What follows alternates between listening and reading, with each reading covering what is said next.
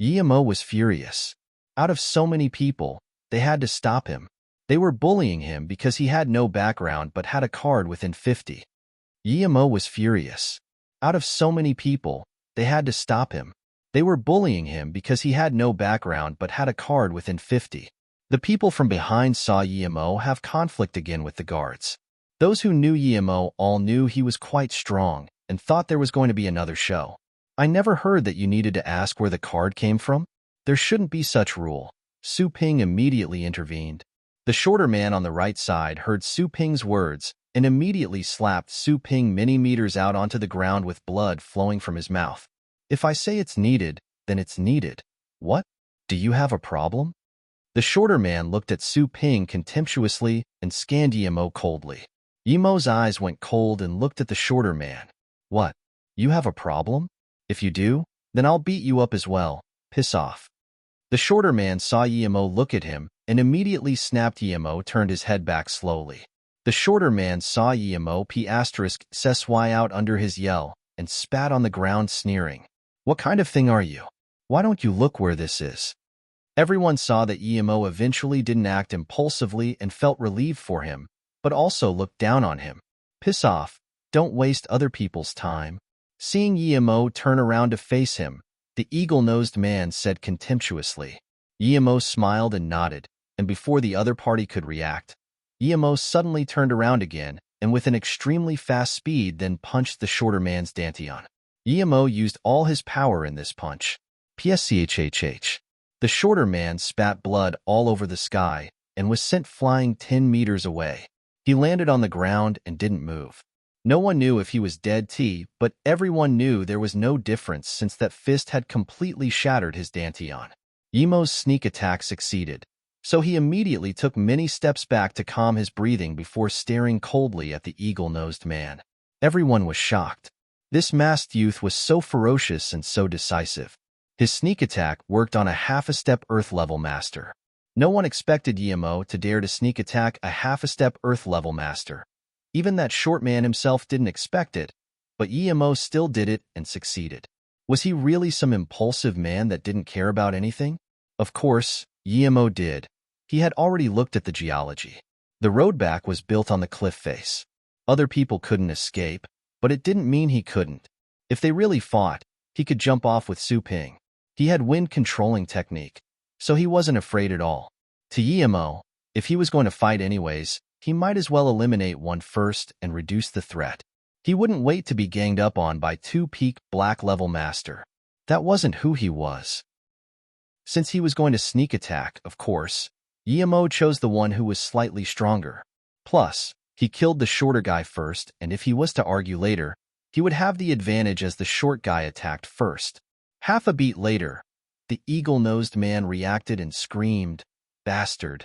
You dare to kill my brother!"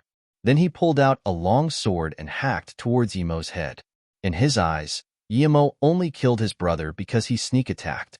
If they really fought, he only needed one sword to kill Yemo. Yemo knew that the eagle-nosed man was weaker than the shorty but still stronger than Zhang Chengza.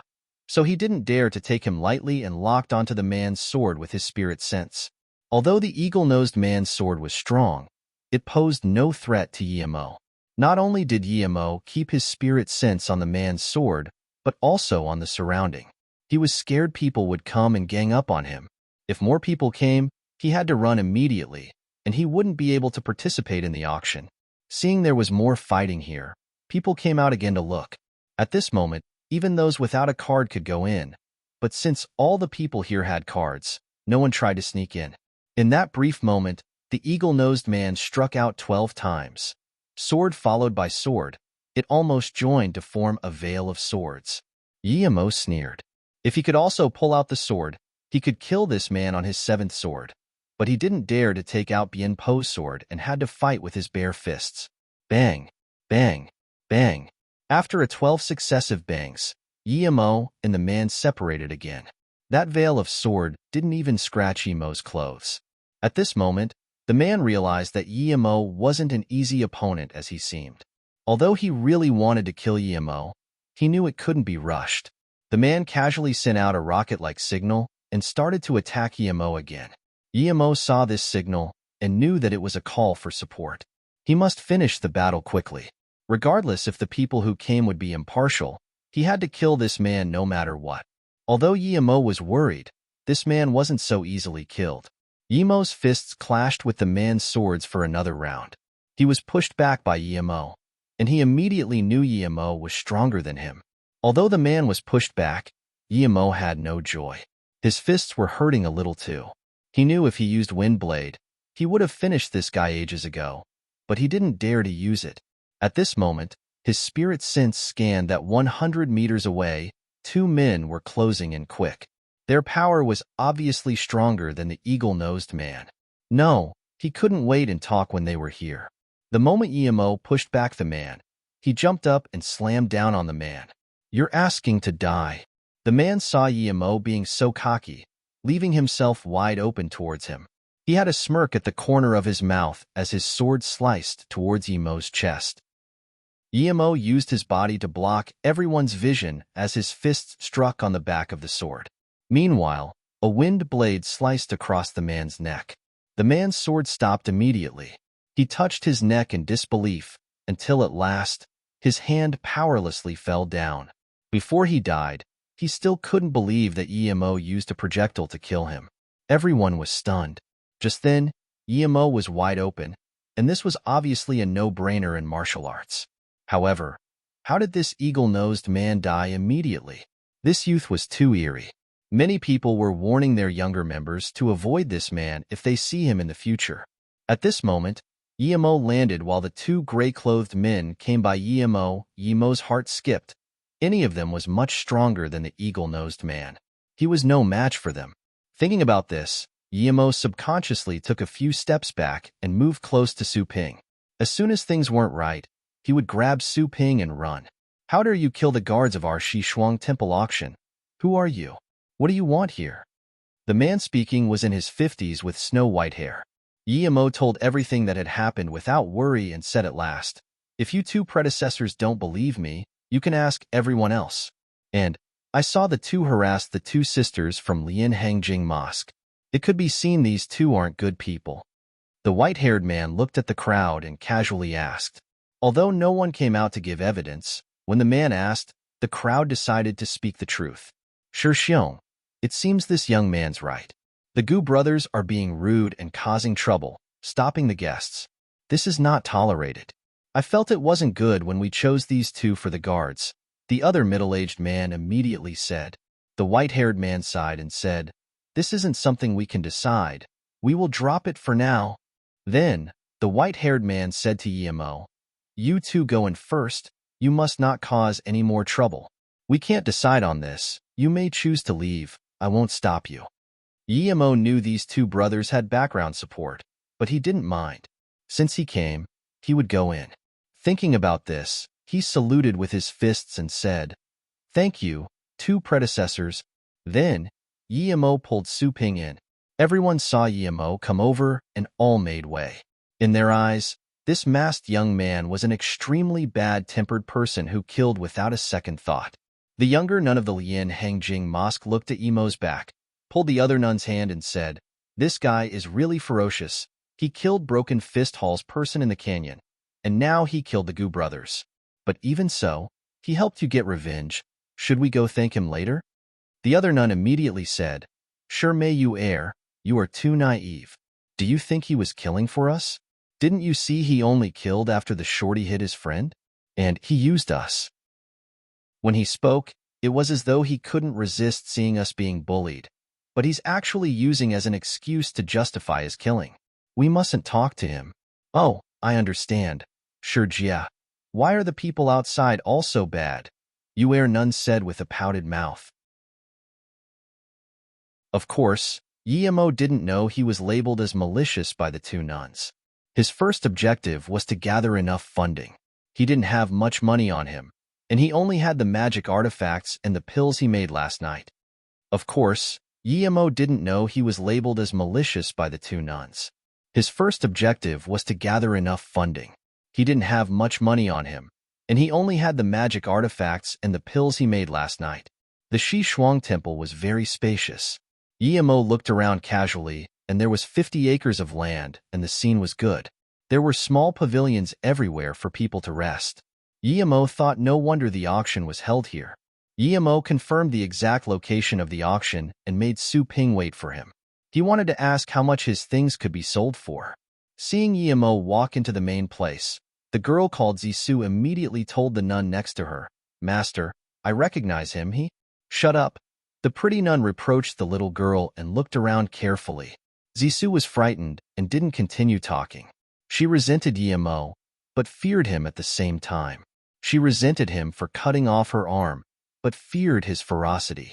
He already killed 3 just coming here, and any of these 3 were much stronger than her master.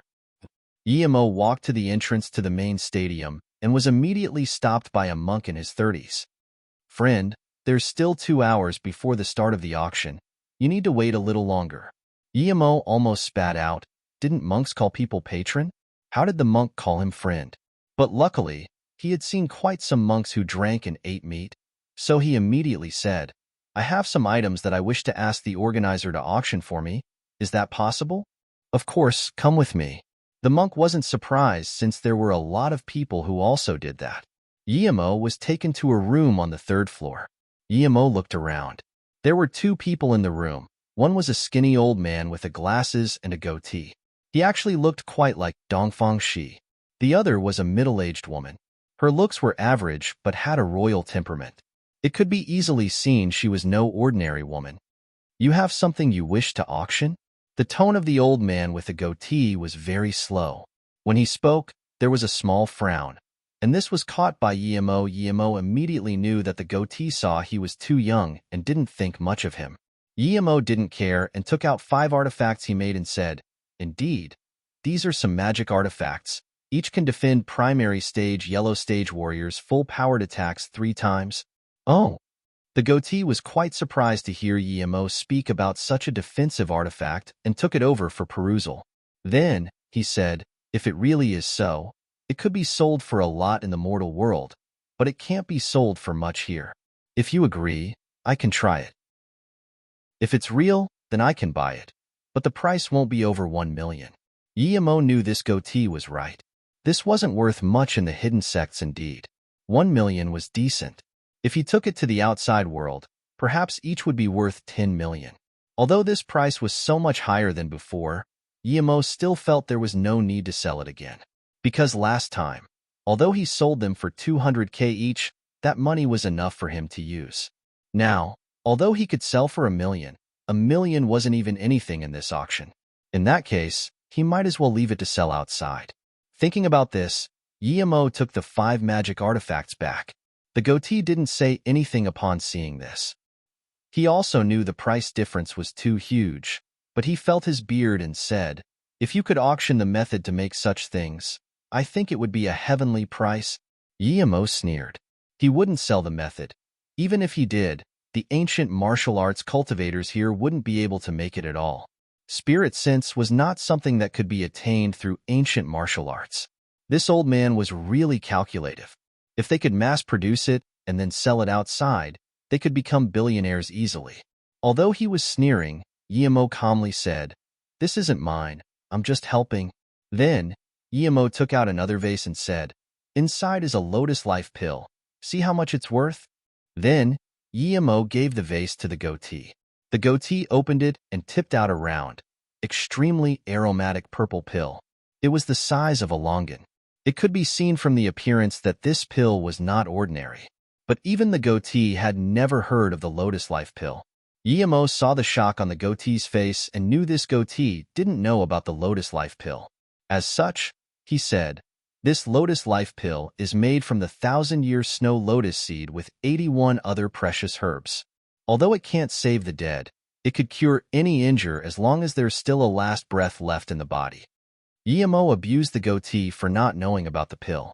Yemo increased the materials used to make the pill by more than 10 times. He only used 5 to 6 herbs to make this pill, but he said it was 81. Plus, the 1,000-year snow lotus seed couldn't cure all disease. It focused on extremely heavy external and internal injury. It was also useful for cultivation errors. It was impractical to say that it could cure all disease. Many neurological disease or mental problems couldn't be cured by it. But even so, its effects were exceedingly powerful. The 1,000-year snow lotus seed can really be used in pill? You actually made it. There's such a pill master in the world now? The goatee was shocked. Even the middle-aged woman was shocked. The effects Yemo said was too potent. Yemo smiled and put the pill in the bottle and said, "What I said is all true. Can this pill be auctioned?" The goatee immediately replied, "Yes, it can, but you have to promise your pill is real. If it's fake." Yemo sneered, of course. He knew what the goatee wanted to say. So he immediately replied, "If you don't trust me, then you can say a guest said so, and you won't be responsible." The reason Yemo said that was if the goatee didn't know if the pill was real or fake and opposed its auction, then he would lose a lot. He didn't believe that with so many masters here, not one could recognize whether the pill was genuine. "Okay, we will auction your Lotus Life pill, but we will take 5% of the earnings," the goatee immediately said. "Sure." Yemo immediately agreed. 5% commission was much better than all those taxes outside. "Do you have anything else?" The goatee saw that all that Yemo took out was good stuff, and thus, he had more expectations. Yemo took out another bottle and gave it to the goatee. "Take a look at this." The goatee opened the bottle. It was another pill, which was crystal clear and had a pleasant aroma. It was easily seen that it was no ordinary pill. However, the goatee felt embarrassed because he didn't know it again. He was an appraiser, but he couldn't appraise the items many times in a row. Yemo looked and knew this old man was clueless again, so he had to explain. "This is a face-preserving pill. No matter who eats it, they will gain eternal youth." "What?" This time, not only the goatee was shocked, but so was that middle-aged woman. Face-preserving pill was only in the legends. Who knew if there was such a thing in the world? Seeing the goatee's handshake, Yemo quickly put the pill back in the bottle.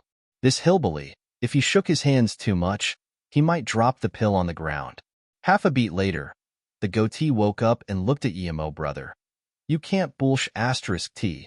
If this is real, do you know how much implications it will cause? This will be an uproar because this pill is invaluable." The middle-aged woman also stared anxiously at Yemo because she wasn't sure if Yemo was being genuine. Yemo smiled and said, "Of course this is real. I will be at the auction. You can sell this first, and the buyer can test it on the spot. If it's fake, you can sell me out." Although he said that, Yemo became wary. It seemed it was an impulsive move to sell this pill. If everyone knew he was the seller, perhaps all the masters in the world would come chasing after him. Power, as long as he had enough power, he wouldn't fear other people, but he was too weak now. Yemo desperately wanted to get stronger again. If he was a foundation establishment cultivator now, who dared to oppose him? He could casually turn an entire sect to dust, but the reality was that he wasn't. Perhaps at this place, he would never be able to reach foundation establishment. This was why he had to come to this auction. If he found some precious spirit herbs or ores, those would be the things that would help him break through. Another thing was, regardless if the temple would betray him after he sold the pill, he had to be ready. Luckily, he covered his face before coming in and changed his name. Another thing was, regardless if the temple would betray him after he sold the pill, he had to be ready. Luckily, he covered his face before coming in and changed his name. "Okay, if your pill is really as you say, it will be a heavenly priced pill. But because it is the first time, I don't think it can be sold for a good price. After all, this is too unbelievable." Yemo knew the goatee was saying the truth. Yemo took out another pill and gave it to the goatee. "I have 2 of these. Save one for the middle of the auction. I think the second one will sell for a good price." The goatee was dumbfounded by the second pill. It was already impossible to have one, but this youth took out 2. But if he was a fraud, did he not want to live? That would be suicide in this place. The middle-aged woman's gaze was fixed on the pill. If she didn't have concerns, she would have rushed up and robbed it. However, she also knew that even if she sold everything she owned, she wouldn't necessarily be able to afford this pill. The goatee took out the second pill and sighed. "These 2 pills will be the most precious thing on the entire auction." Suddenly, the middle-aged woman seemed to have thought of something and said, May I ask if this pill is made from red leaf pumpkin fruit? Emo had a fright and thought of another huge problem. It wasn't just a few people who knew about the red leaf pumpkin fruit on Wulyang Mountain. Many people did, and the main effect of it was for beauty. It wasn't hard to guess, and his pill even had the scent of the red leaf pumpkin fruit. This couldn't be concealed. If people knew he got the red leaf pumpkin fruit, then perhaps they would know that he killed Bien Pa and Yulian. Last time, it wasn't just Bien Pa and Yulian who died. There was also the Baldy and many other black-level masters. Seeing the goatee and the woman look at him like this, he thought F***ck it. Since they already know, it couldn't be hidden anymore. He might as well admit it and make the pill earn more. Then, he would go exterminate the Song family as soon as the auction ended, and then cultivate in seclusion. If a cultivator were to be concerned about this and that, how the F***ck can they even cultivate? Thinking about this, Emo calmly said, I heard the Qian Bei one, who made the pill, say there was indeed an ingredient called the red leaf pumpkin fruit. You can say it at the auction. Even the goatee knew this face-preserving pill was 90% real, much less the woman. An hour or so later, Emo and the goatee did the procedures and Emo came out to find Su Ping. The first thing he asked was, Brother Su, what are you trying to buy at the auction? Su Ping shyly said, My finance is limited. I just want to buy a good sword. I use sword, but I still haven't been able to find a good sword. Emo thought about the eagle-nosed man he killed. The sword he used was not bad, but he didn't take it. It could be said the killing was unprovoked, but if he were to take someone's thing, then there would be doubts about his actions. Although Bien Po's sword was very good, Emo didn't even dare to take it out for auction. If he gave it to Su Ping now, it would harm him. Thinking after a while, Emo said, Brother Su, if you trust me, you should leave here immediately and go as far as possible. A year later, you can come and find me in Beijing. I promise I will get you a good sword. Emo originally wanted Su Ping to go to Ninghai next year to teach the Taekwondo guy a lesson, but he thought if he were to tell Su Ping he was Shering, then his identity would be exposed. He should wait till he was stronger before telling Su Ping who he was. What's the matter, Brother Emo? Su Ping nervously asked. He knew Emo was much stronger than him, but even Emo was worried. This meant that the problem wasn't small. Emo didn't hide it from him and said, I believe there will be a hunt for me after the auction. I have faith in escaping, but if they don't catch me, you might be in danger, Brother Su. Hearing Emo's words, Su Ping immediately said, Okay, I will leave immediately. Brother Emo, be careful. If the Broken Fist Hall people dare to do anything to you, I will bring someone down even if I die. Emo felt touched. They just met after all. Although they quite liked each other, he helped Su Ping partially due to ulterior motives, but now, Su Ping listened to him without a second thought, making Emo feel Su Ping was someone worth becoming friends with. When Su Ping left, the auction had started. Many people started going in. Although Emo had a black cover on his face, he wasn't outstanding as he wasn't the only one. Emo scanned with his spirit sense. The highest level people were earth level, but most people were yellow level and black level. Suddenly, Emo noticed someone familiar. It was Li Qiuyang. He saw him once at Beijing and knew he was from the Li family. However, Emo knew that Li Qiuyang wasn't exactly an outstanding member of the younger generation of the Li family. How could he come in? Emo looked carefully again and found that although he looked very like Li Qiuyang, they weren't the same person. It should be someone related to Li Qiuyang. He didn't expect the background support of the Li family to be so huge. They were even related to the hidden sections. Emo was astonished. There weren't much people at the auction, only about 500. Su Ping was able to get a number in the 100s, meaning his luck was quite good. The top 50 each had a small room. Emo was 37 and also got a room. The auctioneer was an old man in his 50s. Emo looked at this old man and knew that the latter was much stronger than all the people he had fought.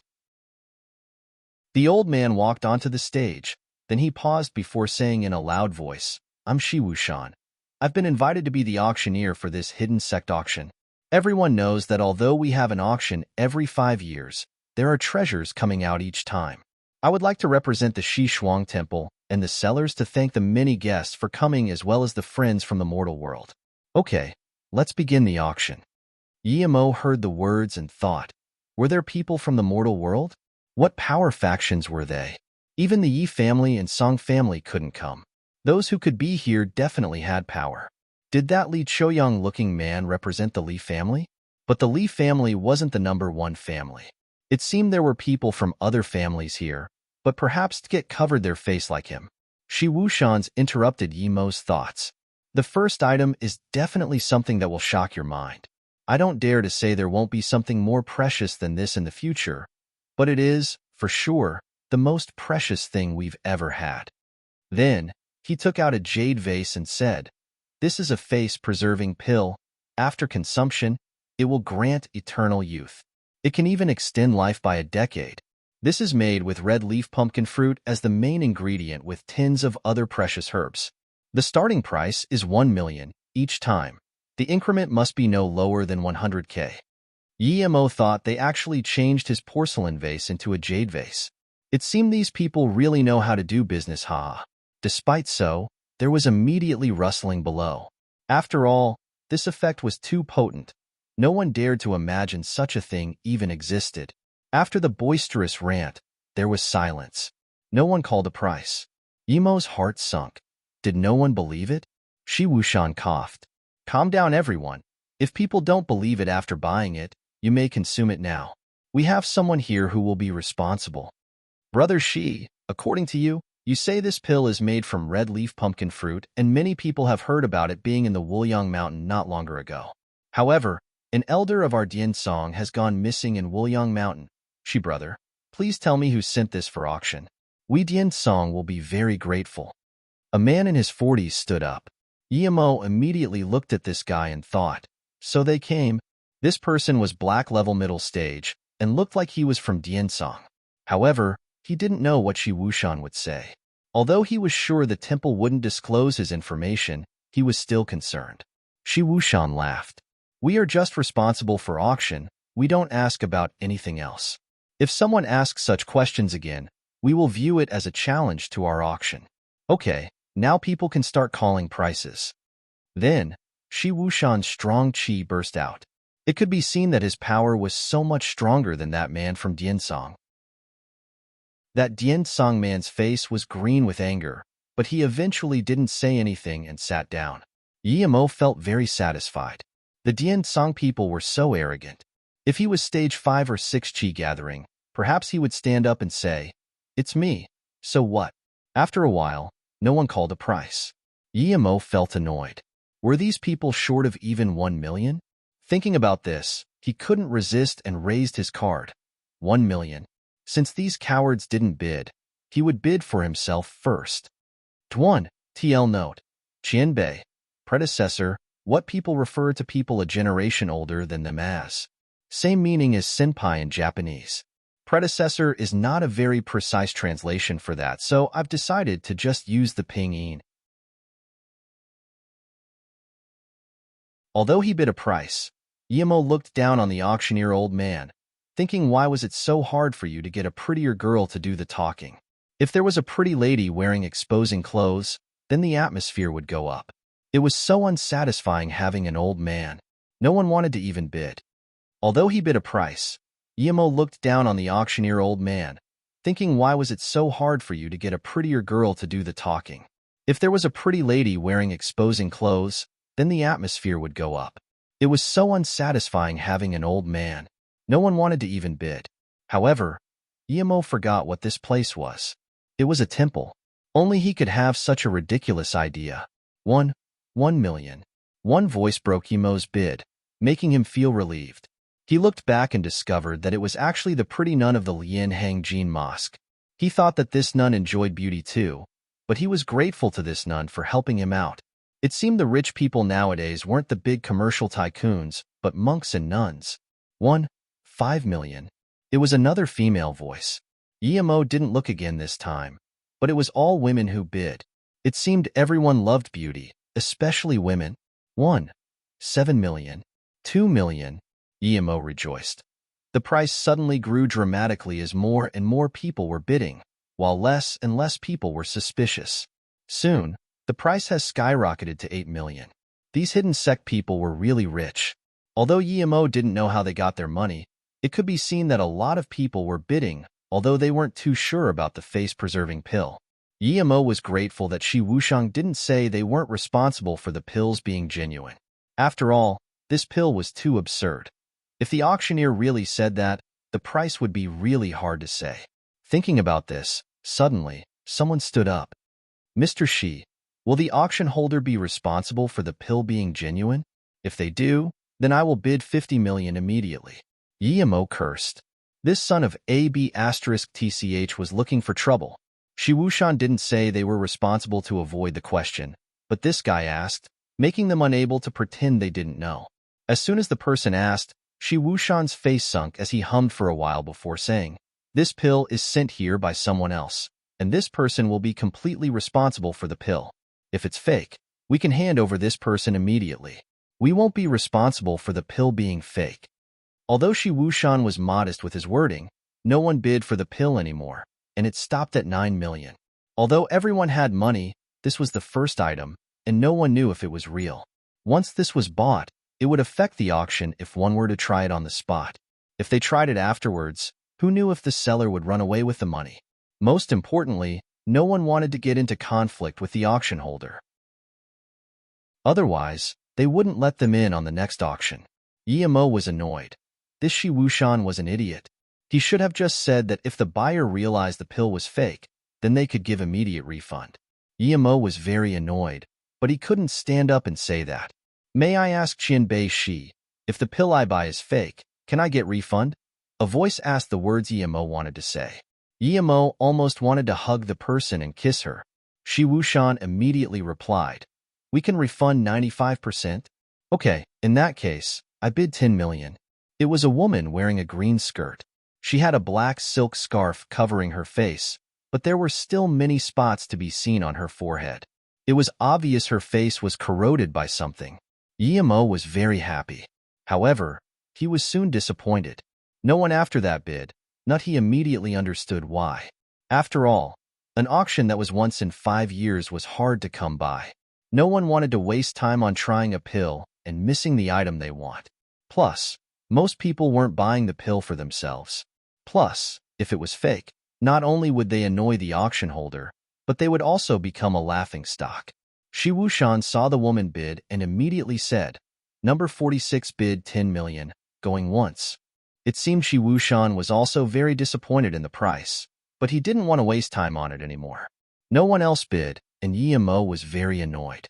Although he believed it wouldn't be surprising if the pill was sold at 100 million, no one was bidding. 10 million twice. 10 million third time. Gone. There wasn't even 1 second between twice and third, but Yimo couldn't do anything about it. The woman stood up and wanted to speak, but Shi Wuxian said, "Lady, you do not need to get up. We will send the pill there." The woman shook her head. "I came here for beauty pills. I will try it immediately." Shi Wuhan was dazed for a moment. He didn't think someone would try it immediately. After all, to the people who came to this auction, 10 million really wasn't anything. But soon, he reacted, "Okay, in that case, we will have someone to take you and do the transaction and pill testing." As the woman left, the auction place returned to being calm as though nothing happened before. The next item is still a pill. It's called body refining pill. This pill can make ancient martial arts cultivators have a 40% chance of entering yellow level elementary stage. Starting at 400k, each bid must be no lower than 50k. Shi Wuxian took out a porcelain bottle, and Yimo almost spat out blood. This was the pill he sold to that Wu Guang monk at the artifact social night. This old monk was really black-hearted. His pill was sold here so quick, and he told the monk before not to spread it out. Almost immediately, the price had risen to 6 million, almost reaching his face-preserving pill. Yimo was extremely depressed and didn't want to watch. He knew that although there were a lot of masters in the hidden sects, there were very little people who could really enter yellow level. Eventually, this pill was bought by a man for 5 million. Yimo knew that this body-refining pill wasn't even worth 1/10,000th of the price of the face-preserving pill, but it was almost sold for the same. Shi Wuxian was obviously happy with the price. Then, he took another from the plate beside him and said, This is an ore that contains an unknown energy. So far, no one knows how to utilize the energy inside. The starting price is 100K. Each bid must be no less than 10K higher. When Yemo saw this, he immediately knew it was the right decision to come. This was an essence chi stone. In the cultivation realm, those relatively poor cultivators used essence chi stones to cultivate because it was too hard to get spirit stones. Although essence chi stones weren't as good as spirit stones, it could still be used to cultivate. It was just that the energy wasn't as pure and easy to digest. 100K, Yemo didn't expect someone to bid before him. He waited a while, and no one else bid it. It seemed not much people liked it. 110K. Yemo was determined to buy this stone. With this, although he couldn't reach stage 4, it was enough for him to reach the peak of stage 3. 150K, the other person bid again. His voice was louder and sharper than before. 160K. Yemo followed without hesitation. 300K, it seemed the other bidder was angry. His tone was also more threatening. He was angry, but Yemo was angrier. He looked at this person who fought with him and discovered it was actually an Earth-level master. He couldn't tell the person's age, but his face was really bleak. It was obvious that he wasn't to be messed with easily, but Yemo didn't care. Other than a cultivator like him, no one else could utilize it. 310K, Yemo added. This bleak-faced man suddenly sneered. 500K, I, Lone Wolf, will take this ore, Yemo added by 10K each time, making him think Yemo wanted to annoy him. Yemo heard this guy's tone and thought, how dare he be like that? I should be the one angry. Threaten me? In your dreams. But he still called out calmly, I bid 510K, I will have this ore. It seems you want to start sh*t with me, friend. The man glared ravenously at Yemo. If glances could kill, Yemo would have long been died. Yemo didn't even bother to look at him and just said to Shi Wushan, Qian Bei Shi, if no one is going to bid, can you bring down the hammer? Everyone gasped for air. There was none who didn't know about how strong Lone Wolf was, and no one knew where he came from. He targeted the weaker sex and taxed them, but his power was strong and he was very cruel. It was said that even the masters of the top-grade hidden sects felt threatened by his power.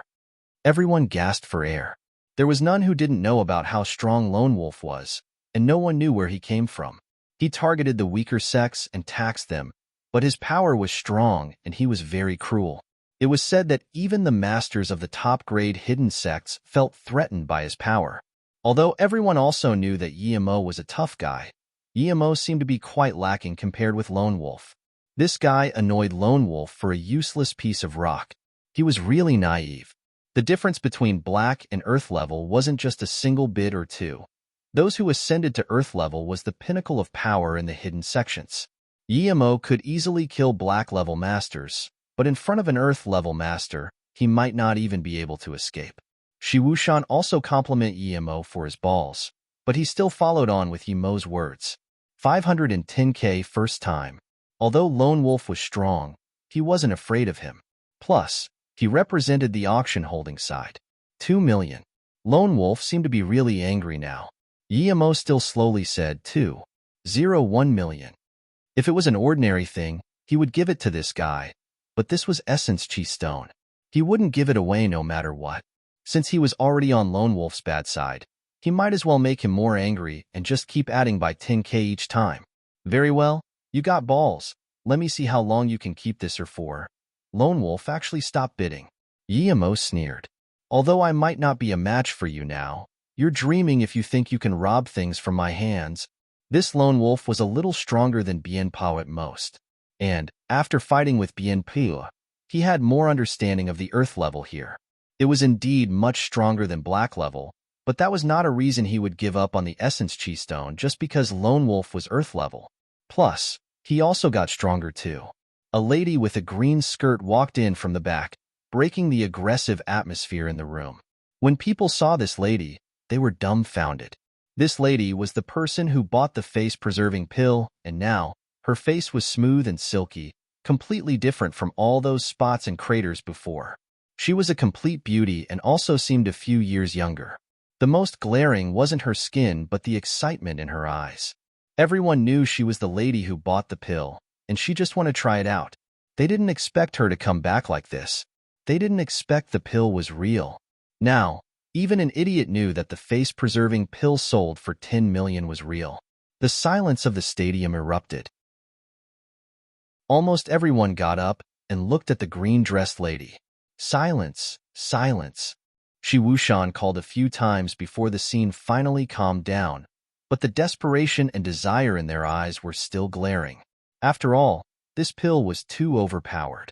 Everyone regretted in here except Emo, but it was too late. The pill was already eaten. Seeing the scene had calmed, Shi Wuxian then said, "Now that everyone knows that the pill is real, we didn't lie, did we? To be honest, I didn't know if it was real or fake. If I knew it was real and only sold it for 10 million, it wouldn't belong to this lady. Now, please, come out and tell us if the pill is real or fake." The green-dressed lady stood up. Her eyes were still full of excitement and disbelief. She just tried her luck and didn't expect it to be real. She was rather satisfied with this auction.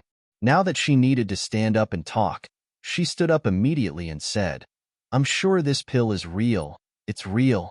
Would this be staged?" There were already whispers on the side. *T. I know that woman. She's the Black Widow of the Hongwu Hall. She had a crater face, and now she transformed into this. The pill was 100% real. People immediately retorted. Emo sat beside these two and heard Hongwu Hall. Wasn't this the place Emo Kong said who stole his woman? May I ask Qianbei Shi if there is any more face-preserving pill? Yeah. Are there any left? If there is, I will take it for sure. Now, the fervor for the face-preserving pill was unquenchable. Although they were martial cultivators with little emotions, this thing called the face-preserving pill was they would only meet once in their lifetime. Shi Wuxian slammed his wooden block and said, "I don't know if there's more. The next item is a brass sword. Starting bid 500k. Emo rejoiced. Not only did he get an essence chi stone, but the next pill will be heavenly priced. As for those swords and double-edged swords, Emo couldn't even be bothered to bid. Once he reached stage 4 chi gathering, which was also the beginning of middle stage of chi gathering, he could forge one himself and give another one a Su Ping. Although the weapons here were not bad, it was at most the same grade as Bien Po's sword. There were 20 more times auctioned, but none of which piqued Yemo's interest. What made Yemo feel strange was that there were even phones for auction here. However, it was special made, strong signal reception, water-resistant, etc. The next one to be sold is a pill. It is called Lotus Life Pill. It is said that as long as you have one last breath left, or even if your wrong cultivation method backfires, this can save your life. What I need to tell everyone is that this pill is made from the 1,000-year lotus seed. Main thing is, it is made by the same person who made the face-preserving pill. The starting bid is 3 million. Each bid must increase by no lower than 100k. Then, Shi Wuxian raised another jade bottle. The news of the pill being concocted by the same person who made the face-preserving pill was enough for its price to multiply, much less its overpowered effects. 4 million. The first person immediately rose the price by 1 million. 5 million. 10 million. Emo didn't expect the Lotus Life pill to be so heavily contested, breaking into 10 million almost immediately, and the price was still rising. 100 million. The bomb hell dropped and the scene sunk into silence. Although this life could save one's life, 100 million was quite expensive. The bidding man stood up and said, 10 years ago, I, Miao Quan, got internal injuries and haven't been able to improve since. I've been stuck at Earth-level middle stage for 40 years. If I can't treat my wound, I will only have 1 year left to live. That's why I bid 100 million. I also know that if this pill really had such an effect, 100 million is far from enough, but I don't have more money. I would like to thank the friends who didn't contest this pill with me. Although many more people wanted to bid, it was too dumb to have enmity with an Earth-level middle-stage master. Plus, this master only had 1 year to live. If he was pissed and went on a rampage, it wasn't worth it. Shi Wuxian's face wasn't good. He knew that Miao Quan's story was legitimate, but it wasn't too fair on the auctioning side. However, since it was sold for 100 million, he couldn't really say much. After all, Miao Quan was one of the few masters here. He had to give him some face. Yimo saw this Miao Quan was in the number 9 room and immediately knew he was very strong. However, he was very satisfied his pill was sold for 100 million. Miao Quan took the pill and immediately consumed it in his room. It seemed like he was going to test it immediately. Shi Wushan glanced at Miao Quan but didn't say anything and continued. The next one is a herb, Lu Blue Carrot. The starting bid is 10 million. Each increment must be no lower than 1 mil. Yimo dazed. What herb was this expensive? He had never heard of the Lu Blue Carrot. However, Shi Wushan didn't even introduce the properties of this herb. This old man really wasn't suited to be holding an auction. He really didn't know what the auction holder was thinking. However, to Yimo's surprise, no one even asked about what it was. People immediately started to bid. It seemed everyone at the scene knew what this thing was. Yimo was probably the only one here who didn't know. He scanned his spirit sense carefully, then his face drastically changed. This wasn't some Lu Blue Carrot, but instead it was a blue flower blue leaf grass. This herb was full of precious things. Even if it wasn't made into a pill, its flower was hugely beneficial to cultivators below stage 5 Qi gathering. Once it matured, not only could its leaves and branches be used in pills, its flower was also one of the main ingredients to make the foundation establishment pill. However, a mature one was very rare. The one here was obviously not mature, but if he kept growing it, who knows? More importantly, the flower and leaf of this herb could provide him with the spirit power to cultivate. It was impossible for him to reach foundation establishment through that, but it gave Yimo more hope. Yimo's eyes shone out with light. He would take it even if he had to rob it. There was such a thing on Earth? However, he only had 100 million or so it was very hard for him to buy this just with that much money. There was still a face-preserving pill not sold. Would he be able to get extra money from it?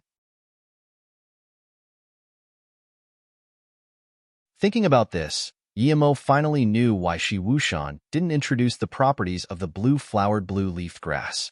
It was hugely useful to even Dao cultivators, much less ancient martial arts cultivators. Thinking about this, Yimo finally knew why Shi Wushan didn't introduce the properties of the blue-flowered blue-leafed grass.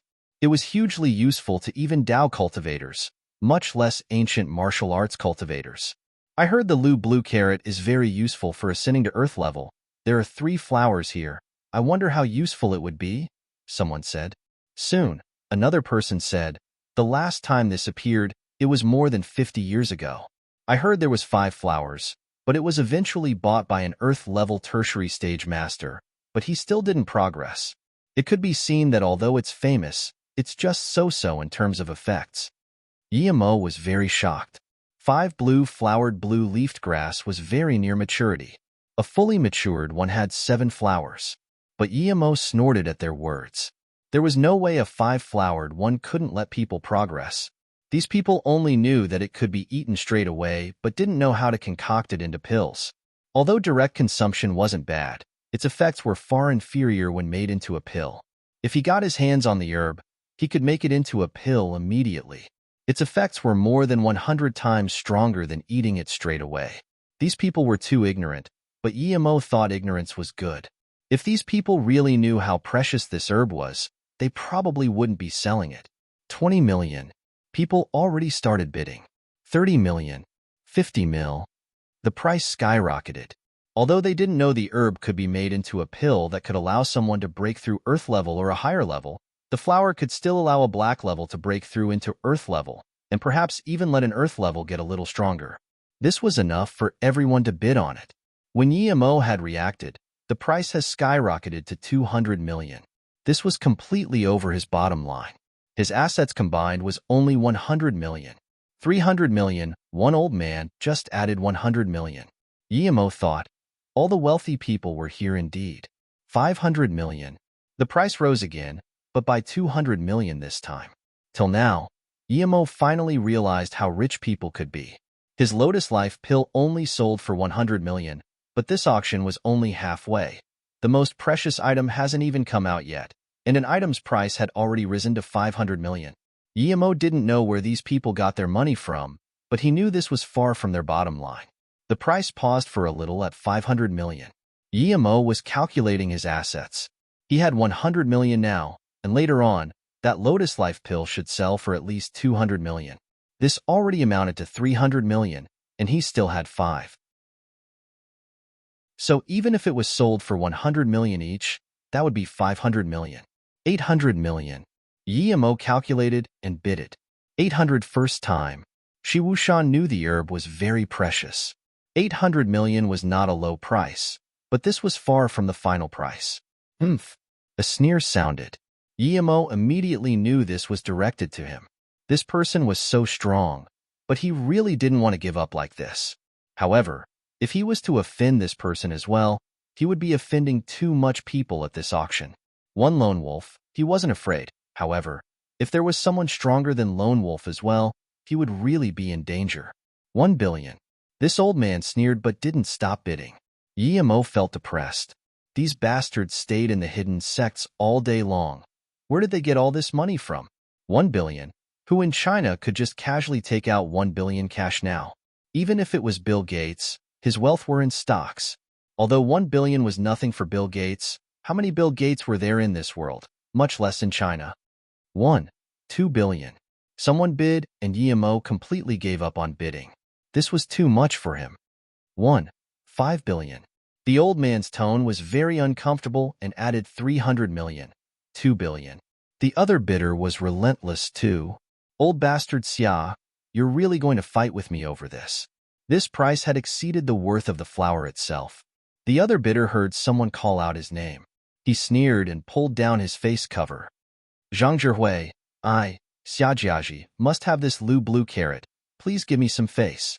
Zhang Zhihui seemed to know it was implausible to fight over this with the Xia family just with his power.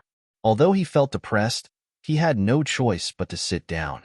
Eventually, this was bought away by the Xia family for 2 billion. Yemo wasn't satisfied, but he had no choice either. He was thinking if this old bastard Xia was from the Xia family Emokong talked about. If he was, then he would find them and steal the herb if he had to. The next item made Yemo understand what precious really meant. It was an earth-level cultivation method, and it was sold for 5 billion. Another Tai God sword, which was said to be used by an ancient deity Lu Dongbing, was sold for 4 billion. There were even luminous pearls sold here, also more than 2 billion. At this moment, Yemo sighed.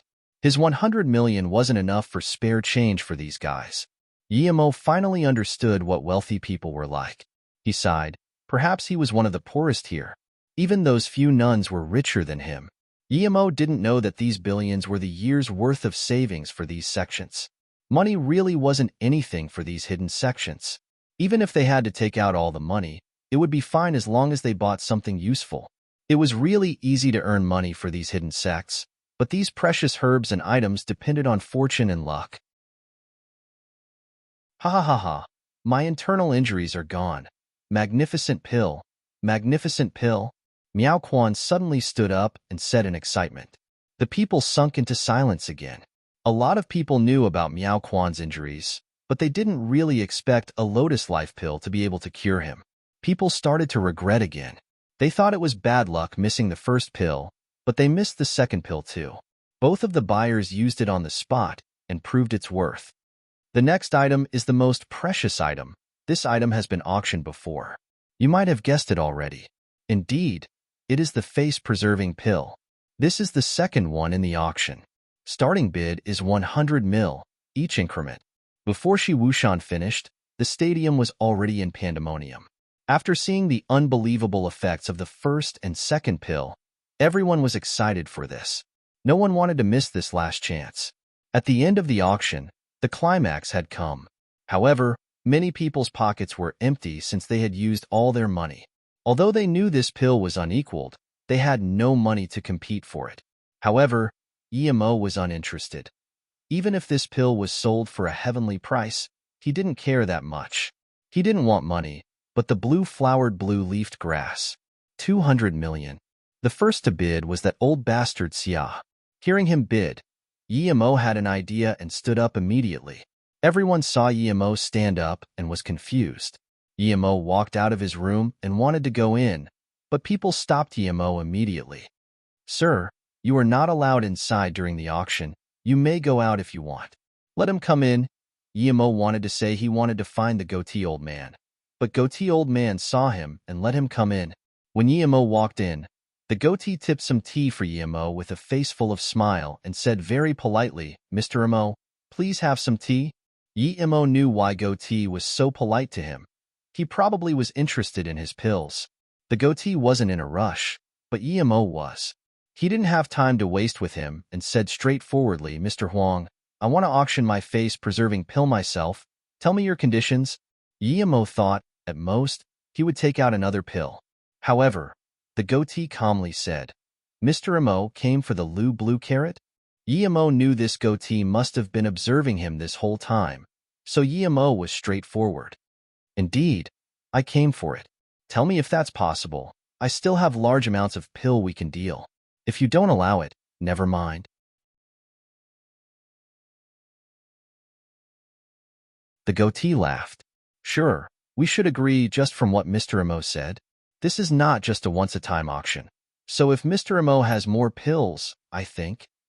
The goatee laughed. "Sure, we should agree just from what Mr. Emo said. This is not just a once-a-time auction. So if Mr. Emo has more pills, I think. There's no problem with collaboration. If you need pills, I can provide it all." Yemo was impatient. If they kept talking, the auction would be over. "Great. It's wonderful talking with Mr. Emo. I agree. After the auction, you can come check out all together. Then, we can discuss further collaboration." The goatee saw Yemo's impatience and said immediately. Yemo sneered, "Discuss my ass." After the auction, he would play missing immediately. He still had 100 million in the auction holder's hands, but he wouldn't be dumb enough to take that 100 million. If he got the blue-flowered blue-leafed grass, he would immediately escape. He could tell that this goatee wasn't a good person. 1 billion, the price had skyrocketed. Shi Wushan suddenly said, "Calm down, everyone."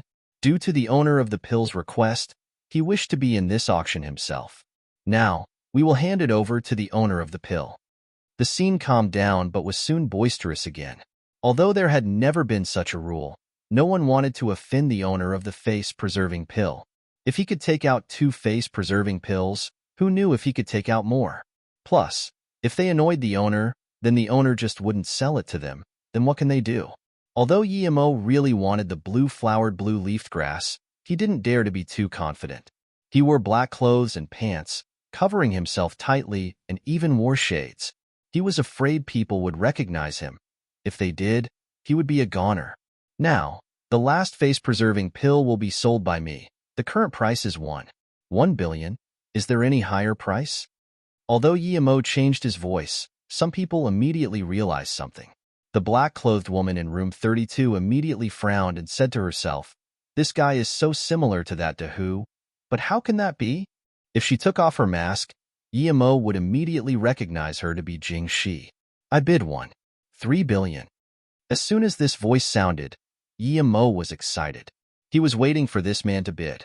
Since he bid, Yemo didn't wait for other bids and said, "If it's Mr. Xia, I have a suggestion. If Mr. Xia can take out your blue carrot, this face-preserving pill is yours."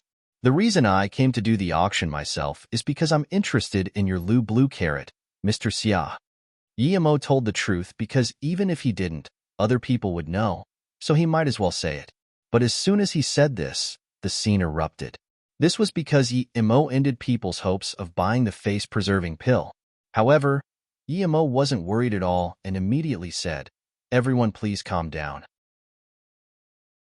If anyone makes a hustle, our sect will blacklist you, never to be allowed to buy more face-preserving pills and other pills." "What, there's more?" someone asked immediately. Of course, our sect is a large set. Since we had pushed out 2, there would definitely be more. These 2 are just a test for the market.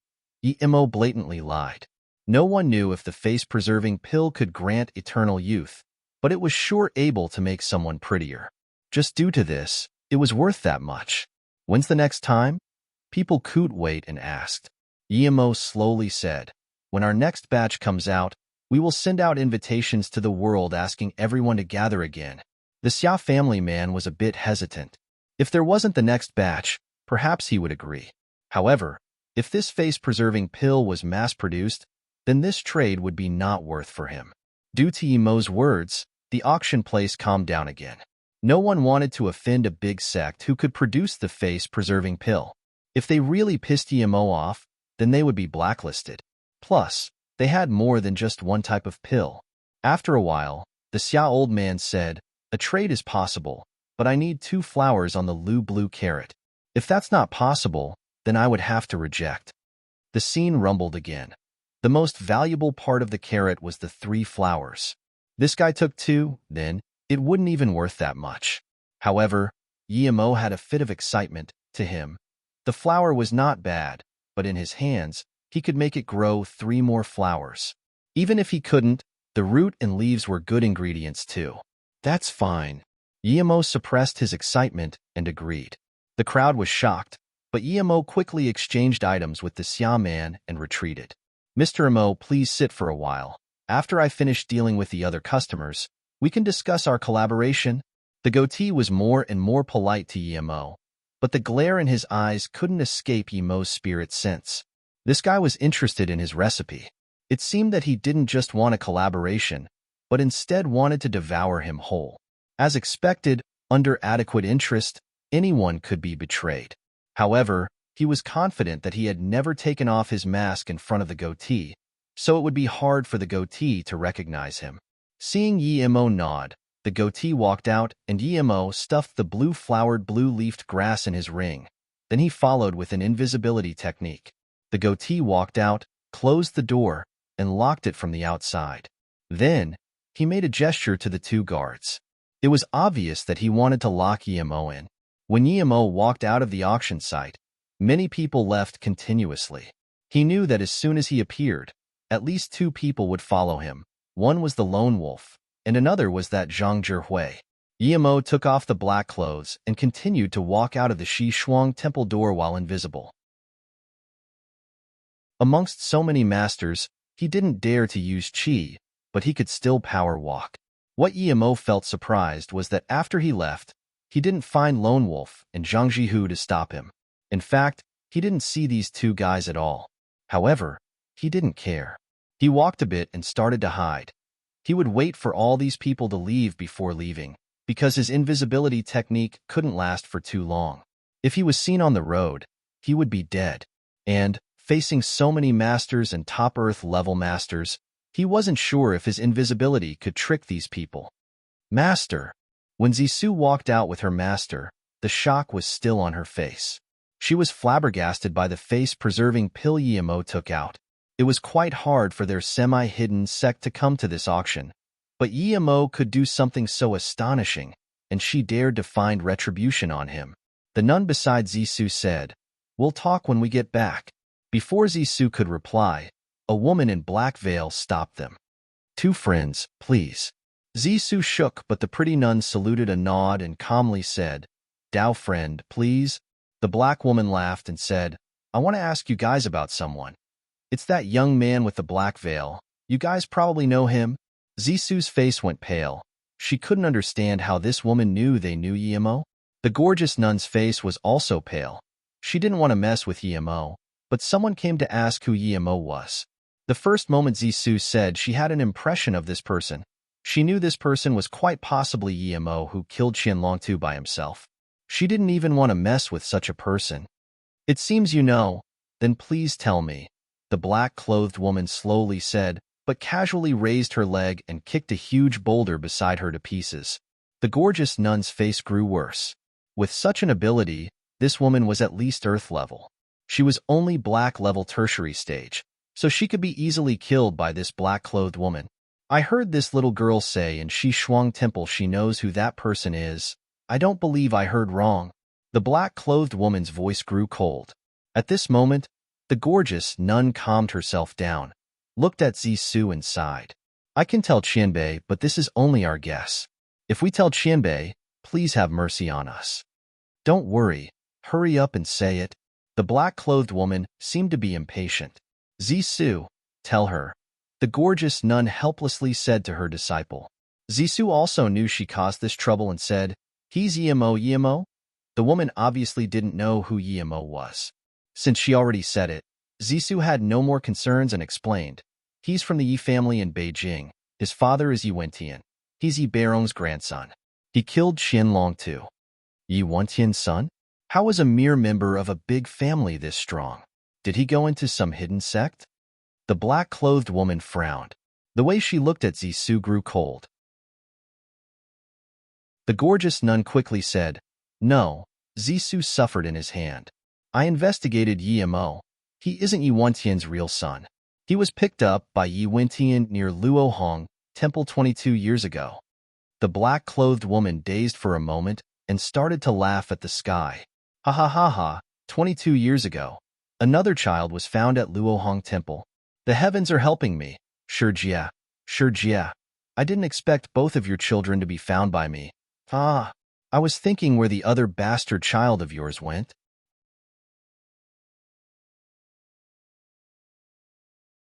"What's your name?" The black-clothed woman suddenly stopped laughing and looked at the nun and her disciple coldly.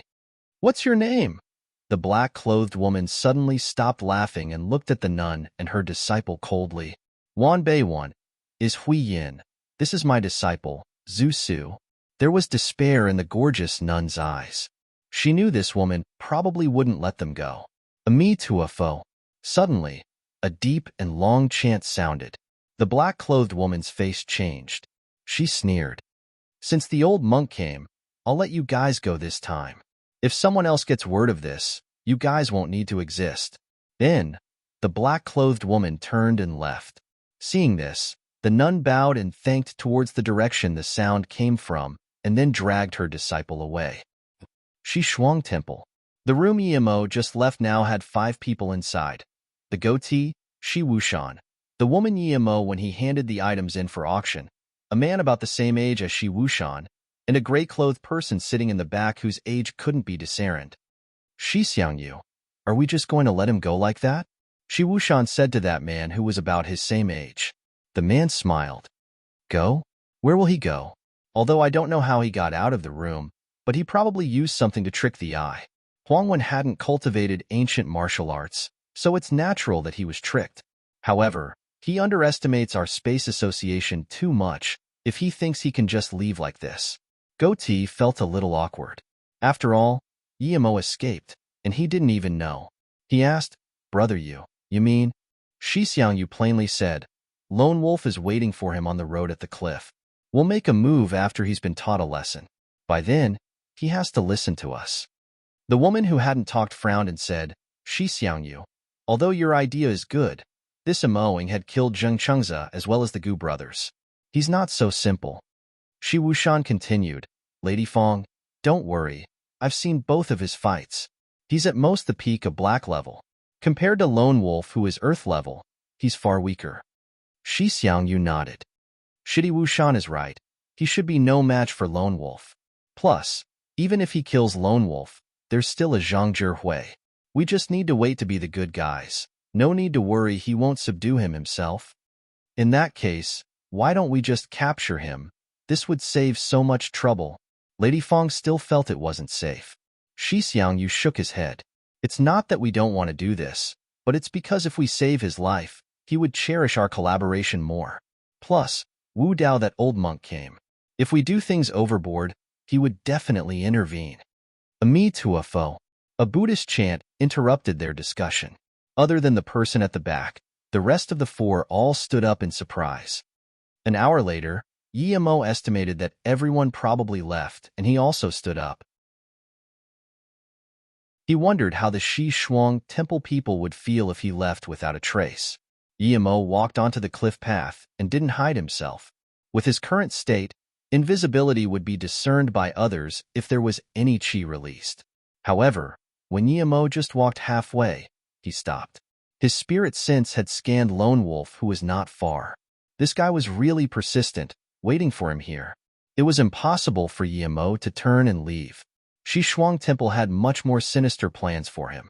"You really know how to hide, but even so, don't think you can hide from me. Hand me everything you have and sever one arm yourself. I'll let you live today." Lone Wolf was very arrogant. Yimo sneered. He knew that a lot of people knew Lone Wolf would be blocking here, but Emo was sure no one was peering on. It was hard since the road was built into the cliff face, and outside was a bottomless ravine. In that case, Emo had no concerns. This lone wolf was at most the same with Bien Pua, perhaps a little stronger, but he was much stronger than before. Although he knew there was a fundamental difference between black level and earth level, he wasn't afraid of this lone wolf. You really want it? Emo walked forward a few steps, not showing even a trace of emotion on his face. Lone Wolf stared closely at Emo. Emo was still 3 or 4 meters from here. If Emo dared to take another step, he would attack immediately. He only had to make sure that the body didn't fall off the cliff. He observed that there was no weapon in this young man's hands, and he didn't seem that strong. Stop wasting time. If you don't hand it over, I will attack. Lone Wolf sneered and then raised his fist slowly. He didn't need to use a sword against someone like Emo, then go die. Emo suddenly had a long sword in his hands and hacked towards Lone Wolf's head. The frosty wind aroused by the sword seemed to materialize. As soon as Emo hacked, the wind had crossed a few meters and came above Lone Wolf's head. Lone Wolf was shocked. He didn't have time to think where Emo's sword came from. He jumped off the road and attacked with his fist at the same time. Lone Wolf's eyes were rather good. Thud. The back of Emo's sword clashed with Lone Wolf's fist. Emo took a few steps back as the blood in his heart ruptured. He complimented Lone Wolf's reaction and eyes. Even when his fist was rushed, Emo still took some damage from it. If they were fighting on flat surface, he would have no advantage at all. However, this sudden sword attack still made a large wound on Lone Wolf's chest. However, it wasn't any real injury to Lone Wolf. The only advantage Emo created was forcing Lone Wolf off the cliff road. At this moment, Lone Wolf flipped in the air and wanted to come back onto the road. Emo's main purpose was to force Lone Wolf off the road. If Lone Wolf came back, he would lose all the advantage he had. Perhaps he would really have to jump off to escape. Since he achieved his goal, he wasn't going to let Lone Wolf come back. At this moment, Emo knew his difference with the Earth level was really huge. Before reaching stage 4, he wouldn't be able to fight them properly at all. Bastard, you want to die. Lone Wolf was inexplicably angry. He was ambushed by an insect he could kill at any time. He flipped in the air and was about to land back on the road. However, Emo didn't hold back at all. He sliced multiple wind blades at Lone Wolf. It was as though Lone Wolf was coming back for him to kill. Emo used this move against Bien Pua and felt it was quite handy against martial art cultivators stronger than him. Just when Lone Wolf was about to land, he felt a frosty wind come at his face. He took quite a fright from Emo, suddenly brought out a sword from nowhere, and immediately knew this frosty wind wasn't that simple. He didn't dare to block and quickly flipped to avoid it. He did 2 flips in the air, causing all the chi in his lung to be used up. Even he would die for sure if he fell off such a high cliff. He really didn't expect his small negligence would result in him being forced to this state by an insect. If it was on flat ground, no way would he be afraid of a mere 20-years-old ant. Emo's plan succeeded. He didn't even think and rushed up attacking again with the sword. At this moment, Lone Wolf also pulled out a short leaf-like sword, clashing with Emo's sword. Clank, under the fire sparks, Lone Wolf was smashed down a few more meters, sticking closely to the surface of the steep cliff wall. He didn't dare to move anymore. Emo gasped at the chi reserve of Earth level. This guy still didn't fall off the cliff. At this moment, Lone Wolf also regretted. He was at a complete disadvantage. He didn't expect this young guy to be so hard to deal with. What was that invisible projectile? And how did his sword suddenly appear? And this long sword seemed like the one Bien Pua used. Did he kill Bien Pua? Thinking about this, Lone Wolf couldn't calm down anymore. This guy could even kill Bien Pua. If that was true, then he could kill him. But would he even let him go after knowing he killed Bien Pua? For the first time, Lone Wolf sweated in front of someone whom he thought was an ant. Seeing Lone Wolf stick to the cliff wall 7 meters below like a bat, Emo sneered and took back the sword. Although it was a casual movement to Emo, Lone Wolf's eyes was full of terror. He could think of it as Emo was good at hiding weapons before, but now, he clearly saw with his own eyes that Emo put the sword away into thin air. Lone Wolf had experienced countless life and death situations. Although he underestimated Yemo at the start and chose the wrong ambush point, he had woken up to the situation he was in now. Friend, it's my fault. I'm willing to give everything I have and swear not to disclose what happened today nor trouble you. Lone Wolf quickly begged for mercy. Yemo sneered. You're too naive. Since I attacked, I don't have the habit of showing mercy. 1. TL note. Wan Bei. The opposite to Qian Bei. It's what the younger generation refer to themselves as.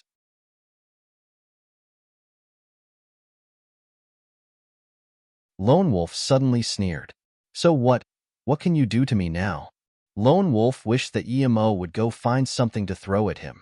As soon as Yemo left, he could come back immediately. But then, he felt things wouldn't be so simple. Lone Wolf suddenly sneered. So what? What can you do to me now? Lone Wolf wished that Yemo would go find something to throw at him. As soon as Yemo left, he could come back immediately. But then, he felt things wouldn't be so simple. Yemo laughed. I have 100 ways to kill you. I can dig a stone and kill you now, but I won't do that. Hearing Yemo was going to dig stones, Lone Wolf's face changed, but he felt relieved when he heard Yemo say he wouldn't. His face kept changing as he thought what he was going to do. It's because I will kill you personally. Then, Yemo actually jumped off the cliff. Lone Wolf was shocked but was immediately filled with joy. If Yemo also jumped off, then he wouldn't be afraid of him at all. Just when he was thinking about how to counterattack Yemo, 3 frosty winds shot at him. He couldn't dodge them at all. If it was on flat ground, he could still dodge, but on this slippery cliff face, he could only dodge the 2 aimed towards his head. He couldn't dodge the one at his chest, however. He thought that even if he took this blow, he would still drag Yemo down. But Lone Wolf immediately felt this coldness from his back. He subconsciously looked, but his will was starting to get fuzzy. How is this possible? As soon as this thought dissipated, the lower half of his body fell into the cliff. At this moment, Yemo grabbed onto Lone Wolf's sword and used wind controlling technique to come back to the road. Lone Wolf was nowhere to be seen anymore. He played with the sword and felt it wasn't bad. If he couldn't make a better one, perhaps it was good to give Su Ping this one. He got this one from Lone Wolf and didn't need to hide it. After all, a lot of people knew Lone Wolf was waiting for him here. If Lone Wolf died, everyone would know it was him. Plus, Yemo also heard that this Lone Wolf was a solitary person. He had no sect, so Yemo didn't need to worry. He put the sword on his back and then continued walking along the path. His was very careful and kept his spirit sense on high alert. He killed Lone Wolf, but if he was right, that Zhang Zhihui probably wouldn't let him go. After all, too many people knew the Lu Blue Carrot was in his hands. Yemo thought right. As soon as he walked out of this cliff path to the metal chain bridge, he saw Zhang Zhihui. And he wasn't by himself. There were people everywhere. It seemed these people weren't just here for the show, but wanted to get something amidst the chaos. Zhang Zhihui carried an ancient-looking double-edged sword on his back. His hair was white, but Yemo knew he was much stronger than Lone Wolf.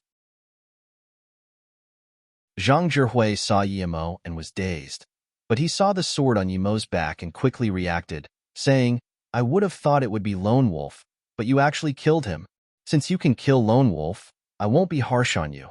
Hand the Lu Blue Carrot and leave. Where did you put it?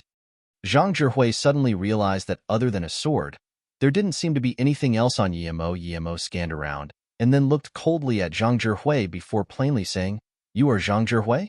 Zhang Zhihui's face sunk. How dare you, young brat? Zhang Zhihui is not something you can call. From his perspective, he was far stronger than Yemo and generations was highly regarded in the hidden sections. A younger generation had to refer to him as Qianbei. You old bastard, you're really shameless, aren't you? You want to rob me. So what kind of higher generation *T are you acting up to? Yemo was furious. This old thing was quite old and wanted to rob him, but expected him to be polite to him. Disgusting. Zhang Zhihui's face went black. He was already at the peak of Earth-level middle stage, and he could enter tertiary stage at any time. Even the old man from Xia family dared to suppress him with money, but not really start feud with him. This youth ate the balls of a tiger and dared to curse him like this. After all, although he didn't come out often, when he did, who dared not to call him Qinbei Zhang? If he wasn't about to break through middle stage, he really wouldn't be bothered to fight a Xiaobei for a Lu blue carrot. Zhang Zhihui, whose face was extremely angry, pulled out his long double-edged sword. He didn't even need to shake the double-edged sword, but it spun, forming a double-edged sword flower. The double-edged sword covered Yimo with a raging intent to kill. Yimo's heart sunk. If it was on the flat surface, he could even fight with Lone Wolf a little while, but faced against this old man, he had no chance. This old man was so much stronger than Lone Wolf, sealing his path of retreat shut as soon as he attacked. Yimo had nowhere to hide and was able to barely defend the double-edged sword with his sword. Yimo thought of countless ways, but only one could defeat the old man. If he bombarded the old man with all of his fireball charms while using the wind blade, perhaps he could heavily injure him or even kill him. However, he didn't want to do that. If he did, then so many people would see his trump card. Most importantly, even if he killed Zhang Zhihui like that, he would be heavily injured too by Zhang Zhihui's last attack. With so many people watching, he wouldn't be able to escape at all. Clank, clank, clank. After a fit of clashes, Yimo took many steps back. His sword was full of creases, and his clothes was shredded. There were 2 long gashes on his chest. Insolent Xiaobei. You dare to be so arrogant with a mere black-level power. Zhang Zhihui had always cared about his image. He originally just wanted to dispel Yimo's cultivation, but now, he had to kill Yimo. Yimo just took one move from Zhang Zhihui and knew he had to run. It was impracticable to run back because he scanned 2 more people from the cliff road. These 2 came from the auction holder. They came looking for his trouble for sure. He looked Zhang Zhihui's cold and contemptuous eyes and knew he had to jump off the cliff. But even so, he had to have a place to land. If he fell off such a slippery cliff face like Lone Wolf, he might fall to his death even if he had wind-controlling technique. The 2 people were getting closer and closer. Yimo didn't know if Zhang Zhihui intentionally forced him back so the 2 people from behind could corner him, but he had listed this Zhang Zhihui in his must-kill list. This old thing, when his power increased, the first thing he would do was to kill him. Yimo really wanted to ask which sect this old thing came from, but he didn't dare to ask because if he did, perhaps they would know he could escape. He had to make his next step perfect because he scanned a spot where there was a protrusion from the cliff face 100 meters below. He must tap there after jumping off before continuing the fall. Old fart, take another one of my swords. Yimo jumped up and charged towards Zhang Zhihui while raising his sword and hacking towards Zhang Zhihui's head. You're asking to die. Zhang Zhihui saw Yimo's vitals were wide open and sneered. This guy wanted to die so much that he dared to use such a move against him. Zhang Zhihui's double-edged sword smacked Yimo's sword flying and then turned around immediately. He was very angry at Yimo and wanted to kill him immediately. Everyone seemed to know what would happen to Yimo next and didn't want to look. Yimo would land after his attack was blocked by Zhang Zhihui. As soon as he landed, he would be cut in half by Zhang Zhihui's following attack. It was as though he gave himself to be killed by Zhang Zhihui. It was impossible even if he wanted to jump off the cliff. No one could avoid Zhang Zhihui's sword at that point. This guy is so pitiful. He's going to be cut in half from the waist. The nun called Xiaoyu from the Lian Hengjing Mosque didn't dare to look and turned around. The older nun held the younger nun and said, Master said, when we go out we mustn't underestimate others just because we're from the hidden sections. The reason that young man is at where he is now is because he was too arrogant. You really got away easy, even I didn't recognize who was you. A black-clothed woman looked at Yimo and coldly said, Qinbei Zhang, don't kill him. The 2 people from behind rushed up and saw the scene where Yimo was about to be cut from the waist. But Zhang Zhihui's sword already sliced out. These 2 people called out a little too late. However, Yimo defied everyone's expectations and didn't land underneath Zhang Zhihui's sword. Instead, he seemed to be pushed off the cliff by Zhang Zhihui's sword. How is this possible? Zhang Zhihui dazed.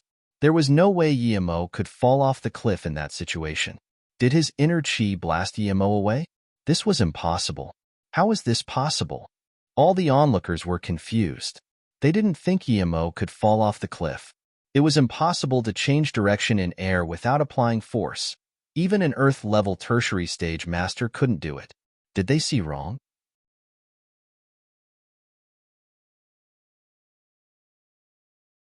Zhang Zhihui put away his sword and looked at the deep bottomless cliff.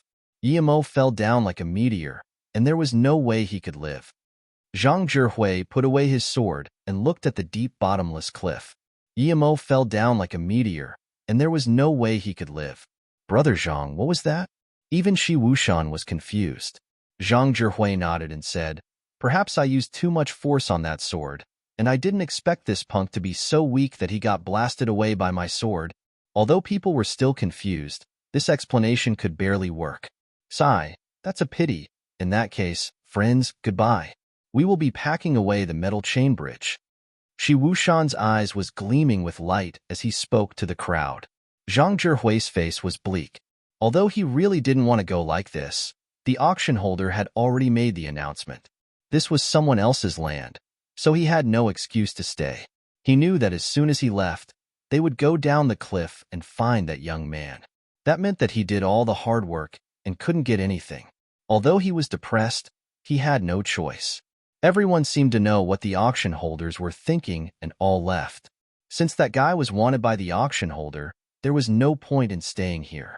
The black-clothed woman looked at where Emo fell and frowned.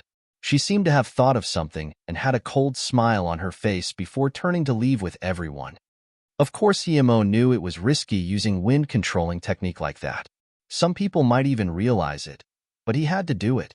First, if he didn't do that, Zhang Zhihui would kill him as soon as he landed. That wasn't even the main point. Although he was no match for the old man, it wouldn't be so easy to kill him. The main thing was, Shi Wushan and the other person came. Shi Wushan and his men didn't just want his life. They wanted to suck him dry before killing him.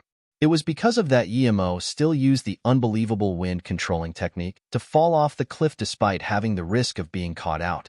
Emo fell down the cliff and landed on the spot where he wanted. Then, he kept falling, and soon, he fell another 100 meters. After falling a few times rapidly, even he couldn't handle it, but luckily, he finally fell to the bottom after 1,000 meters or so. The bottom of this cliff was completely different to the bottom of the cliff at Shinongjia. There was mist everywhere, but it didn't disperse. It stuck to the bottom of the cliff. Emo could see animal bones scattered everywhere. There were even some human skulls. Emo didn't want to stay for a moment longer at the bottom of such a cliff. Emo came to the other side quickly, but he didn't go up. If he went up now, perhaps he would be caught by the old guy Zhang Zhihui just in time. He had to go immediately. He looked at the sword and had an idea. He casually dumped it nearby. Then, Emo resisted the disgust and kept jumping ahead at the bottom of the cliff. He knew that those old men would come here soon as well. These people thought he was a treasure cove, so he didn't dare to stay for a moment. Although his power wasn't as strong as Zhang Zhihui, his escaping means made him not fear even the top masters here. He had wind-controlling technique and cloud shadow step. This place was crooked and uneven, but it was the same as any highway or road to Emo. 2 hours later, Emo found that there was no way forward. There was another cliff wall in front of him. If he had to go forward, he would have to turn, but he didn't want to. Who knew where he would turn to? Perhaps he would go back to the Shishuang Temple. He had to go up from here. Emo didn't hesitate and started to jump up from the cliff face. Although it was a few hundred meters tall, it was no challenge for Emo. With the help of wind-controlling technique, he got back to the top very quickly. As soon as Emo landed on the top, a figure flew by and landed not far in front of him. "You're very fast. I didn't think you would be here as soon as I arrived." It was a woman covered completely in black. Emo heard the voice and knew who she was. It was Jingxi. "It's you." Emo's heart sunk. How did Jingxi know he was going to appear here? Jingxi sneered. "If you don't want to be surrounded here, then follow me." Then, she turned as though she knew Emo would follow. Emo had no choice indeed. He knew that if he stayed here, he would be in danger. Since Jingxi knew he would come up from here, perhaps other people would know too. Jingxi's speed was very fast.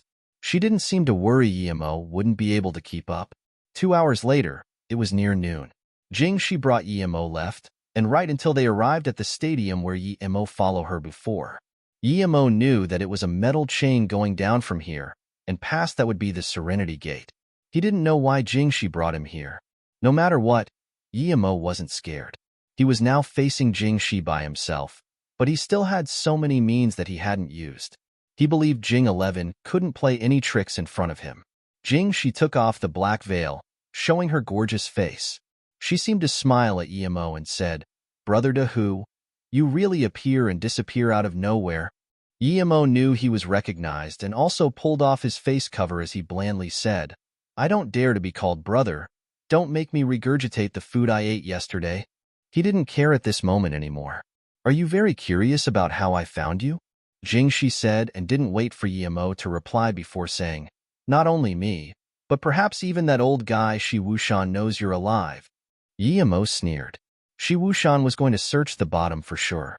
It was no surprise he would know he was alive. However, this woman was scary. She actually knew where to wait for him. Jingxi's face went cold. "I thought you were dead before. You acted quite well, making me sad for a while. I didn't expect your Qinggong to be so strong. Even a top-level Qinggong master would be no match for you. You really give me surprises. It's the first time I've seen such a Qinggong master." TL note, Qinggong, the art of running around and jumping. Essentially, it's similar to acrobatics, making your body more elegant and seemingly lighter as you jump around and run. After pausing for a moment, Jingxi continued, "Since you can be fine falling from Liangnong Cliff, then you wouldn't die from a fall at Shishuang Temple. You think only I recognized you when you turned in the air?" Yimo sneered and sat down. "If there's something you want to say, then be straightforward. I haven't eaten since last night. After you're done, I'm going to eat." He understood now how Jingxi knew he wouldn't die. Jingxi looked curiously at Yimo. "You're quite calm. Although your Qinggong is very strong, but you're still in Wuyang Mountain, and you have no way of getting out now. Do you think Space Association will give up searching for you? Stop dreaming. How about you do a deal with me? I won't let you lose out. It's my first time. I'll give it to you." Jingxi's eyes became watery as though returning to that Jing's ear. Yimo sighed. This woman really was astute. Although he admitted she was beautiful and was a nun who knew how to seduce men, he really had no interest in her. She was too psychopathic. "Haha, let's talk about having sex later. Tell me your conditions." Yimo laughed. Jingxi's face seemed to have blushed. She didn't expect Yimo to be so blatant. She cursed, "Do you think it's so easy to get in bed with me? Keep dreaming, kid." However, she didn't say that and instead slowly spoke. "Last time you came up from Liangnong Cliff, did you follow me to here? Then, you saw me go into my sect? I believe it should be no problem for your Qinggong." "Indeed." Yimo didn't need to hide. Jingxi bit her teeth and sneered. "As I thought, tell me why you want to go to Serenity? Don't tell me you went to find Susu." Yimo smiled. "Why can't I go find Susu? I want to find her. Am I not allowed to?" "You like Susu?" Jingxi opened her eyes wide and stared at Yimo as though shocked by this news. "Can I not like Susu? Do I have to like you?" "Indeed, I do like Susu." Yimo wasn't afraid of this old nun, so he didn't need to hide. Jingxi suddenly laughed. "Dahu, if you like Susu, you need my help. Do you know, I'm Susu's Shirshu. Without my help, you won't even be able to see her. How about it? Are you going to suck up to me? Plus, do you think you can find serenity just by going down those chains? Stop dreaming, my little brother." Yimo didn't suspect that Jingxi was Luo Susu's Shirshu. However, he dropped his animosity. Since Jingxi was Susu's Shirshu, he shouldn't get on her bad side, although she's a bit psychopathic. "Tell me, what do you want?" Yimo didn't have any good impression of this nun, but this was Susu's Shirshu, and he couldn't offend her too much. Jingxi enticingly smiled. "In fact, I quite like you too." Then, she looked at Yimo and said, "You have a lot of good things on you. Even a face-preserving pill. Are you going to give me one?" Yimo was unimpressed. He said, "Do you think it's sold on the streets? The person whom I saw carry a girl that day at Shinnong Jia's Chio Tua Peak was you, right?" The person who picked the red leaf pumpkin fruit was also you, right? Jingxi's tone suddenly grew cold as she asked.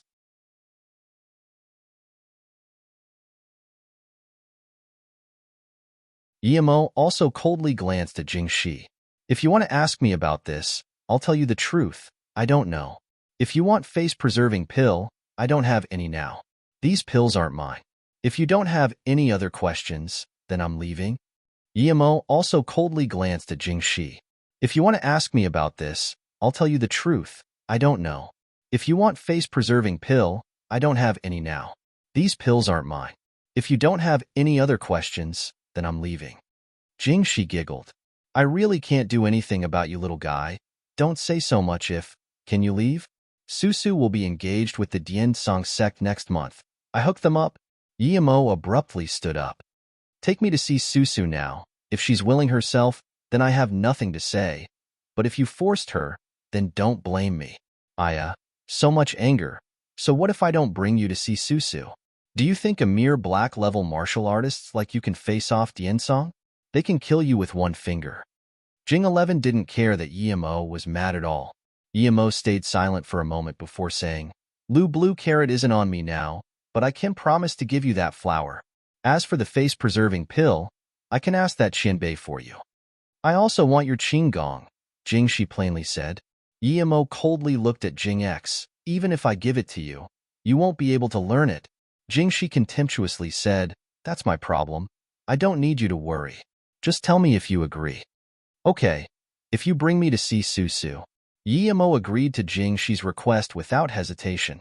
To him, Cloud Shadow Step was nothing. He was a cultivator. He really didn't care much about a martial art. Jing 11 smiled. You're really obedient now. Come on with me.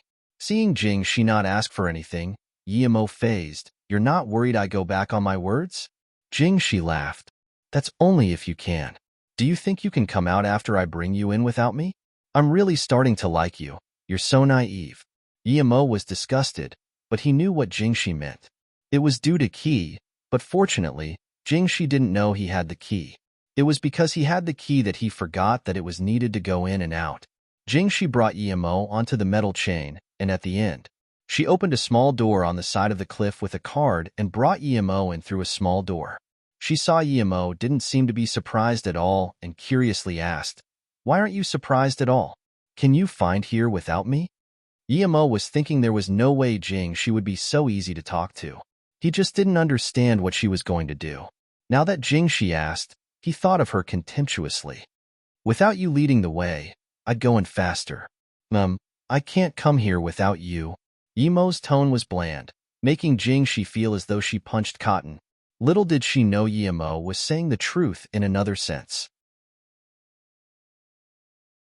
Last time, he really wouldn't be able to come in here without following her here, but now, he could go in and out. Jingxi had no business about that. The metal chain bridge had been retrieved, but at this moment, Shi Wushan and Shi Xiangyu stood here with a very bad face. Had he been eaten by a huge snake? Lady Fong said on the side. Shi Wushan frowned. It shouldn't be. I feel that Mo Ying's last attack is a bit strange, and the place he fell was also very strange. I suspect he fell off on purpose. If that's the case, then he wouldn't be eaten by a snake.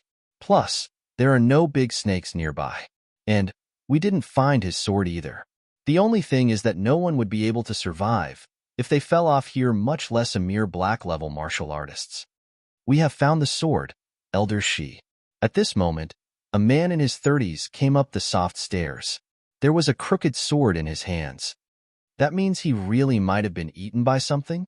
Shi Wushan looked at the sword and suspiciously inquired. Shi Xiangyu, who hadn't talked, bleakly said, Regardless of whether he's alive or dead, we must find him. This person has such overwhelmingly powerful pills. Even the method of concocting them is worth a fortune. If we can get these, our space organization will be unrivaled. Sure, Shu. When Jingxi brought Yimo into the door of Serenity, two small nuns guarding the entrance came up and greeted respectfully. The two nuns saw Yimo behind Jingxi and were very surprised. An older-looking nun came here and also looked at Yimo in shock before asking, Shimi Jingxi, this is? Jingxi bowed a little and said, Shiji Jingxian. He's emoing. He came to look for Susu. Jingxian frowned. Shimmy Jingxi. Our sect has never let outsiders in, especially a male. Yimo scanned his spirit sense over this patch of houses and didn't find Luo Susu. Hearing Jingxian's words, he walked and explained, Qianbei, Luo Susu once saved Wanbei's life. So I came here to thank her. Please forgive me for my impoliteness. Jingxian shook her head. Luoing has gone into solitary training. Please go. Then, she turned and left. What? Yimo was shocked as though he was struck by lightning and stood where he was. Luoing, Jingxian just said Luoing? Qianbei, please hold up. After Jingxian walked very far, Yimo reacted and chased up, stopping Jingxian. What else is it? Jingxian frowned and asked. She was more and more unhappy with Jingxi. She openly brought a man into serenity. This was intolerable, but she also knew Jingxi didn't even care about her, the leader of the sect. Qianbei, what was that about? You called her Luoing? Yimo shakily asked. He had been thinking day and night, but he didn't expect to hear the name Luoing here. Jingxian looked strangely at Yimo before saying, Luoing is Luo Susu. She has changed her name to Luoing. Yimo shakily asked again, Can Qianbei tell me why she changed her name? Because Susu said she always dreamed about herself being called Luoing, so she changed her name. Jingxian looked at Yimo and sighed. She shook her head and turned to leave. Yimo's head buzzed, however. He was dumbfounded. It was his master indeed. She transmigrated here just like him, but his master could only remember her name and forgot about everything else. Master, I finally found you. Luoing, I finally found you. No wonder he felt a sense of familiarity from Luo Susu in the desert. She really was Luoing. But why did Susu come so much earlier than him? Or was it perhaps he came here as soon as he was born but only remembered the things after he was traumatized? Or was it due to time and space that he came 20 years later? In that instant, all thoughts of emotions came. Yimo had a feeling as though his chest was being burnt fire. In the back mountain of serenity in a stone room, a white-clothed woman, as though the goddess of eternity, sat quietly on a round cushion. There was no movement. Her face was so pale that there was not a trace of blood on it. Even so, it still couldn't cover her world's stunning beauty. However, in front of the cushion, there was blood on the stone floor. It was easily discernible that it was her blood. She had stopped cultivating because she knew if she cultivated, she would spit blood. At this moment, she had an empty water bottle in her hands. Her eyes seemed cloudy.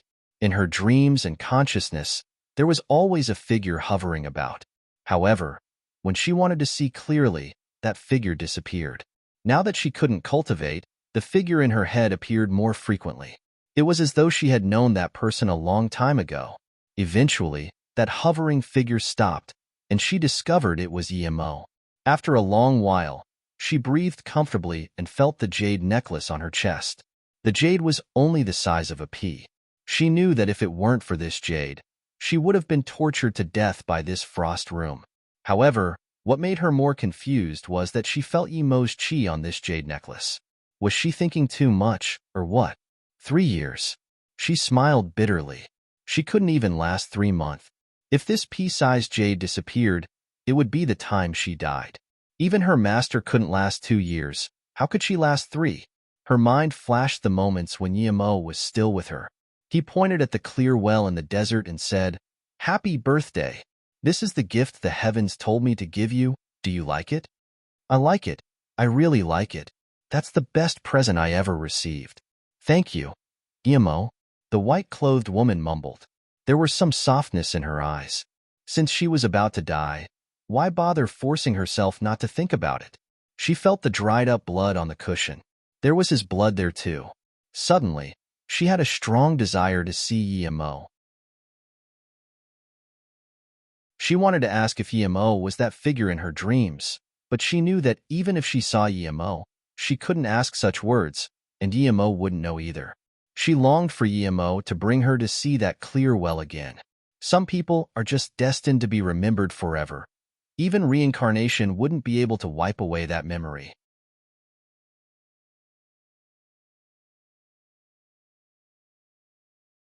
Susu. The door to the stone room was opened and Jingxi walked in. Susu. The door to the stone room was opened and Jingxi walked in. Luoying slowly looked up, confused. Her food and water was sent here once a week, and the one to send it shouldn't be Jingxi Shu herself. Why did she come today? Luoying knew Jingxi Shu didn't like her. Seeing Luoying just look at her once and had no reaction, Jingxi smiled and said, "Do you know who came to see you today? He says he's called Yimo, and he says he likes you a lot." But Luoying's eyes shook and suddenly stood up, but she wobbled before looking at Jingxi and shakily asked, "Him? How could he be here? What happened to him?" Jingxi's face suddenly went cold. "Didn't you say you're not lusting the mortal world? No wonder you kept rejecting when Dian Song's Bian Chao came to propose. It's because you have a man, you're quite bold." Luoying wobbled, but she bit her lips and didn't say anything. She was only thinking about that figure. She thought she would forget about it after coming back, but she knew she was wrong. Not only was that figure becoming clearer and clearer, it even kept appearing in the depth of her dreams and memory. Jingxi only needed to look at Luoying's state to know Luoying had feelings for Yimo. There was a fit of discomfort in her heart. Although she had no interest in Yimo, she still felt very uncomfortable seeing the two like this. Jingxi stole her man, and Yimo didn't even look properly at her, but publicly said he liked Luo Susu. If she liked Yimo too, she wouldn't be able to win against Luo Susu. Both of this mother and daughter was bad. They both liked stealing men. "Even though I don't like Yimo, I will still make both of you receive the heaviest punishment." Thinking about this, there was a cold smile on Jingxi's lips. "Susu, don't worry. I will let you see your man later, but before that, don't be disappointed." Jingxi suddenly patted the stone wall tens of times. A window appeared on the stone wall, but it was very small. From this window, a practicing ground 100 meters away could be seen, and even the greeting hall and VIP rooms. Jingxi opened the window and left. Luoying dazedly looked at Jingxi's back before turning back to look through the window. Her heart was chaotic. She didn't know what would happen to Yimo. If Jingxi Shu got angry, Yimo wouldn't be able to leave for sure. Yimo was shocked into a state of chaos by Luoying's news.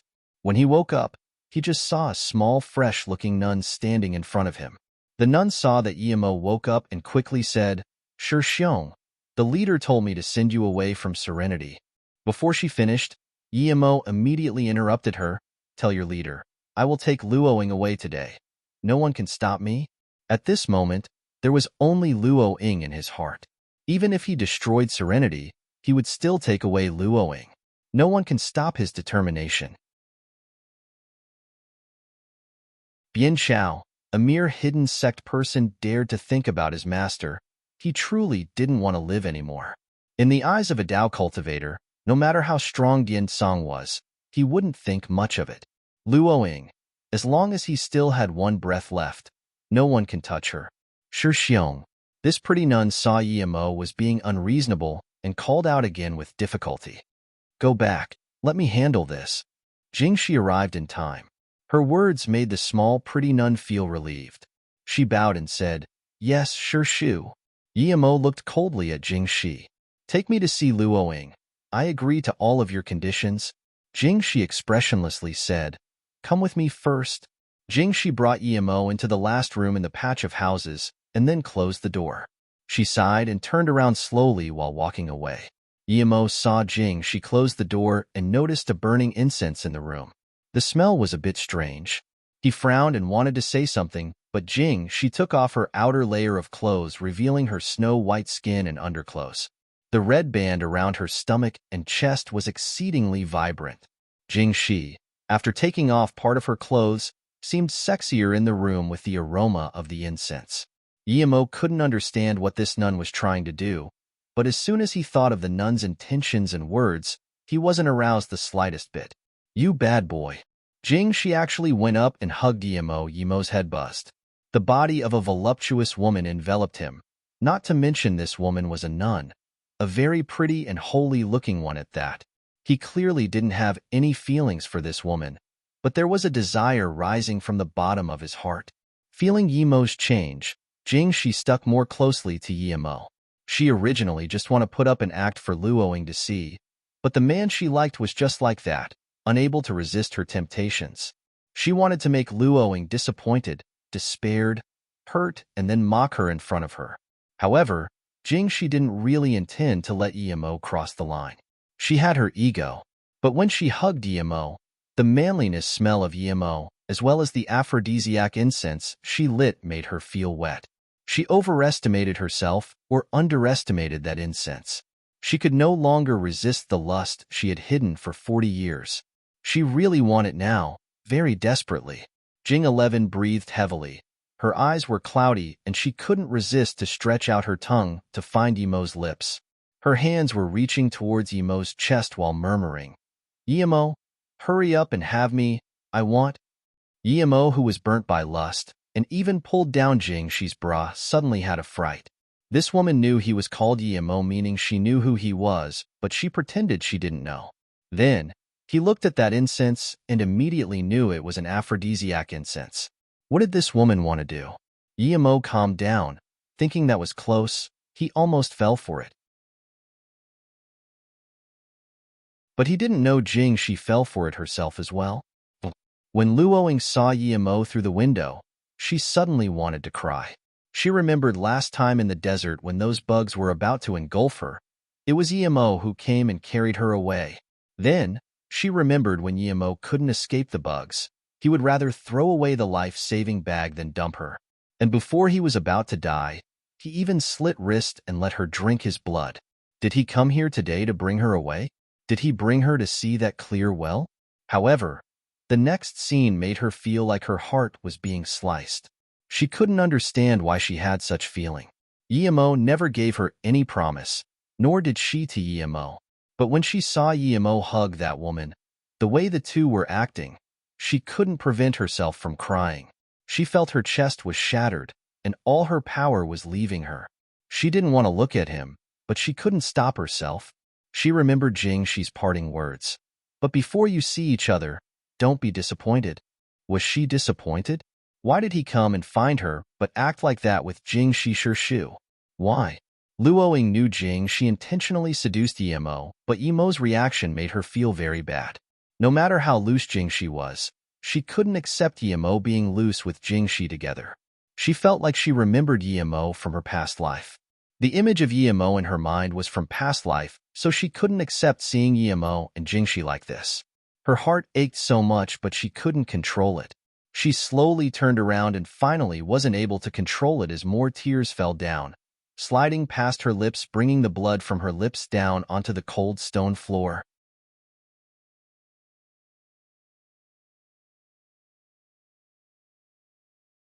Emo calmed down and casually grabbed Jingxi and dumped her on the bamboo mat on the side. Emo calmed down and casually grabbed Jingxi and dumped her on the bamboo mat on the side. Don't try this with me. Tell me where Susu is. I will give you what I need to pay you. I'm not interested in you. Emo's voice was cold. Jingxi's joy and excitement were suddenly sent to the abyss. Although her skin was still red and the innate desires were still in her heart, that step on her ego made her unable to control herself. Even though the incense affected her, Emo's unhesitant rejection and coarse actions made her unable to accept it. She almost spat out blood due to anger. Good, you're very good. Jingxi walked to the corner of the room and stood before the incense. Then, she turned and coldly looked at Emo as she said, You will regret it. You want to see Susu in your King dreams. Jingxi was about to go crazy. Although she didn't expect things to develop up to this point, she was no longer rejecting it since it had already unfolded. However, Emo dumped her like wild grass. If she could take that, she wouldn't be Jingxi. Emo couldn't even bother to look at this psychopath. He ran his spirit chi and removed all the effects of the incense. He pushed the door and went out. Even if Jingxi didn't tell him, he could still ask Jingxian. He felt that Jingxian was so much easier to talk to than Jingxi. Seeing Emo turn and leave, Jingxi was so furious she was shaking and her face was green. Her anger had completely suppressed her lust. She originally just wanted to push Emo away halfway, but it was now her turn to lose face. Other than her Jie stealing her man all those years ago, She had never been so furious. This family didn't have a single good thing. Revenge. I want revenge. Jing Xian sat at one room and seemed to know Yimo had come. She said to Yimo at the door, "Since you came, come in then." Yimo pushed the door open and entered. He bowed to Jing Xian and said, "Jing Xian Xianbei, I know you're the leader of Serenity, but I have to take away Susu today. No matter what I have to take her away, please allow me so." "You really like her?" Jing Xian didn't look up but sighed and said. Yimo very firmly said, "Yes, I like her a lot. Please let me. I can bring out something Qianbei will be happy with. I'm not treating Susu as a thing, but it's just my gratitude for your sect bringing her up." Sigh. After a long silence, Jing Xian sighed again and continued, "Luoying, Susu this child. You were able to pull out from that situation. It could be seen you're no ordinary person. In that case, I will make the decision, let." "Hold up." Suddenly, a voice broke Jing Xian's words. Jing Shi had dressed up now, and there were 3 middle-aged nuns behind her. Yimo glanced at these few people. These 4 nuns were actually all earth level. Other than Jing Xian, Serenity had so much power. However, since Jing Xian knew Jing Shi was a bad egg and tried to seduce him, why didn't she do anything about it?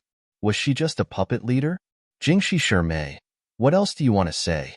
Although Jing Xian's tone was calm, Yimo heard the shakiness in her tone. It was an anger that couldn't be let out.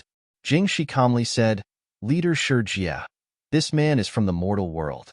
If he comes and takes away a disciple of our sect, isn't that against the sect rules? If each person comes to take away a disciple of ours, then our sect would be long gone." Jing Shi frowned and slowly said, "Shermei, you're the one who brought him in, and you also said he wants to see Luoying. Why are you saying this now?" Jing Shi suddenly angrily said, "It was only now that I knew he was a covetous bastard. He tried to harass me. I also saw he was so desperate to see Susu that I let him in to see her. But I didn't know he was like this. I've went against the sect rules. I'm willing to be punished." After Jing Shi's words, the 3 nuns behind her started to look at Yimo with disgusted looks. Obviously, they believed Jing Shi's words. Yimo sneered but didn't talk. He looked down on these nuns, thinking they were dumber than idiots. Jing Shi's words were full of holes, but they still believed her. However, he knew that Jing Xian probably knew he wasn't like that, so he didn't bother to explain. "Then, what do you think we should do?" Jing Xian sighed. She knew Jing Shi was bullshasterisk ting, but she had no way to help Yimo Shijia. "I think we can let this person see Susu once and kick him away immediately," Jing Shi unexpectedly said. Yimo also dazed. He didn't expect Jing Shi to let him see Luoying. As long as he saw Luoying, he would take her away for sure. Did she remember his deal with her? Jing Xian was also surprised. She was prepared to persuade Yimo to leave, but she didn't expect Jing Shi to agree. What was she thinking? Suddenly, Jing Xian's face changed as though knowing what Jing Shi wanted to do. As expected, Jing Shi slowly said, "Of course, someone who isn't from the hidden sects won't be able to see our disciples so easily. According to the rules, he needs to go on the Blade Mountain and Sea of Fire." Jing Xian immediately frowned. Before Yimo could speak, she said, "Luoying is still in solitary training. I think you should leave first and come back after 2 years." 2 years? Yimo dazed. Jing Shi had a cold smile. "Of course, if you don't want to see Luoying, please leave." She knew Yimo wouldn't reject it. Yimo looked coldly at Jing Shi. Of course, he knew what this woman was thinking, so he said, "In that case, take me there. But I forgot to tell you, Jing Shi, for a woman like you, even if you use aphrodisiacs, I wouldn't be interested in you. I wouldn't waste my virginity on you." Since he already offended her, he might as well do more. If this wasn't Serenity with numerous Earth-level masters surrounding him, he would have started a carnage already. Jing Shi was a complete psychopath. Hearing this, Jing Shi's face immediately became green. Luoying saw Yimo and Jing Shi and slowly turned around. She really didn't want to see Yimo with another woman like that, especially if that woman was Jing Shi. Her master died indirectly in her hands.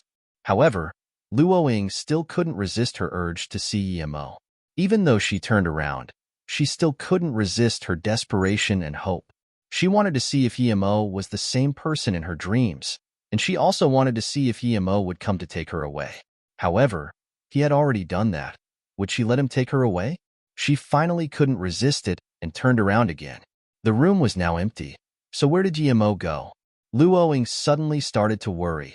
She suddenly felt it was better for Emo to hug Jing. She then suddenly disappear in front of her eyes.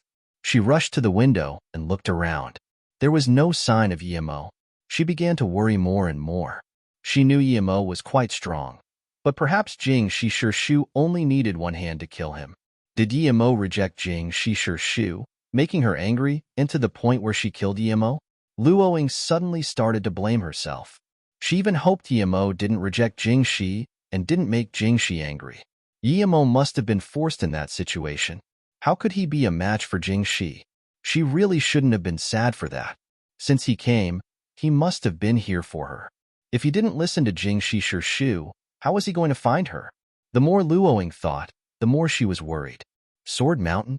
Luoying finally saw the 70-meter-tall Sword Mountain erected on the training ground. Her face immediately became bloodless. She knew about the sect rules. If the people from the mortal world could find the sect and have some affairs with a disciple, then that person must go up the stone mountain and down the sea of fire. When she saw the Sword Mountain, she had completely understood that it was prepared for Emo. Other than the stone mountain, there was a scarier sea of fire. Don't! Luoying screamed, but her voice screeched. It just echoed in the stone room. However, no matter how she yelled, her voice just echoed around. After being locked in the frost room for a few months, she found she had become very feeble. If Emo didn't do something for her before and made that jade necklace, perhaps she wouldn't even be able to scream. From the founding of the sect till now, this happened 3 times in total. However, none of the 3 survived. She also heard the last time was related to her master, but it involved her master's privacy, so she didn't dare to ask specifically. No matter what, she couldn't let Emo go there. She held to the rim of the window helplessly and remembered when she asked her master, "Master, what is the Sword Mountain and Sea of Fire?"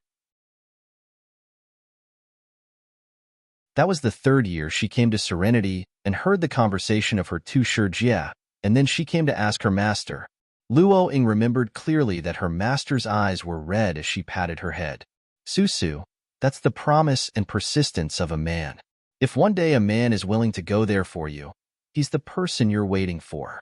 Remember your master's words, you must not let that person really go there for you. If he really did it, he would only be able to do it once for you. There won't be anything after. You must stop him no matter what. Remember this. You're still young, you don't understand now. She clearly remembered that her master started crying after that.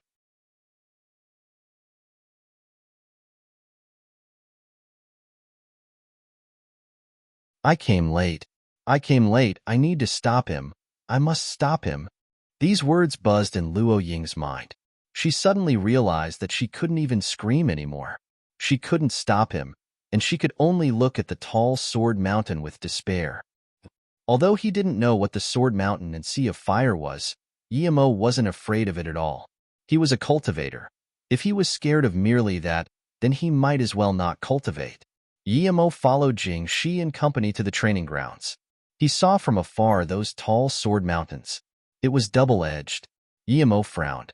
This height wasn't a challenge for him at all. He could stand at the top with wind control shoe. Suddenly, Emo stopped as he felt pain in his heart. He looked around and felt as though something he cared about was nearby.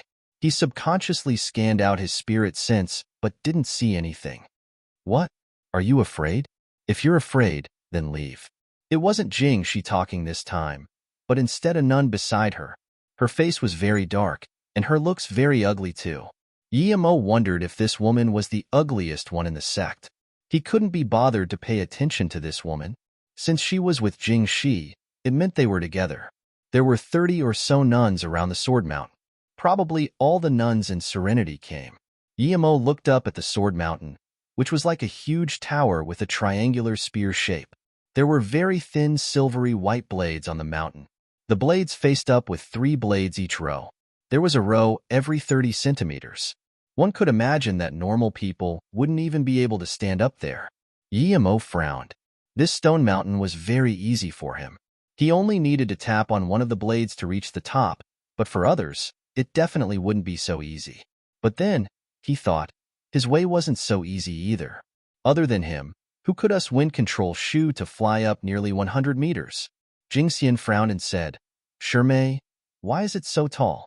Isn't it usually around 20 meters? Yemo heard this and knew Jing Shi, this psychopath, played tricks on him. Jing Shi, however, slowly said, Sure Jia, the height is set according to how talented our disciple is. Susu is the genius of our sect, so I used this one according to the rules. Then, Jing 11 turned to Yemo and said, You can give up now, but if you don't, you must climb up to the top barefoot. Then climb down from the other side. There are 3 blades on each step. You must step on one of it at least. If you miss a step or a blade, then it doesn't count. Yemo sneered. Even his face changed. With his wind control Shu, he can go up step by step.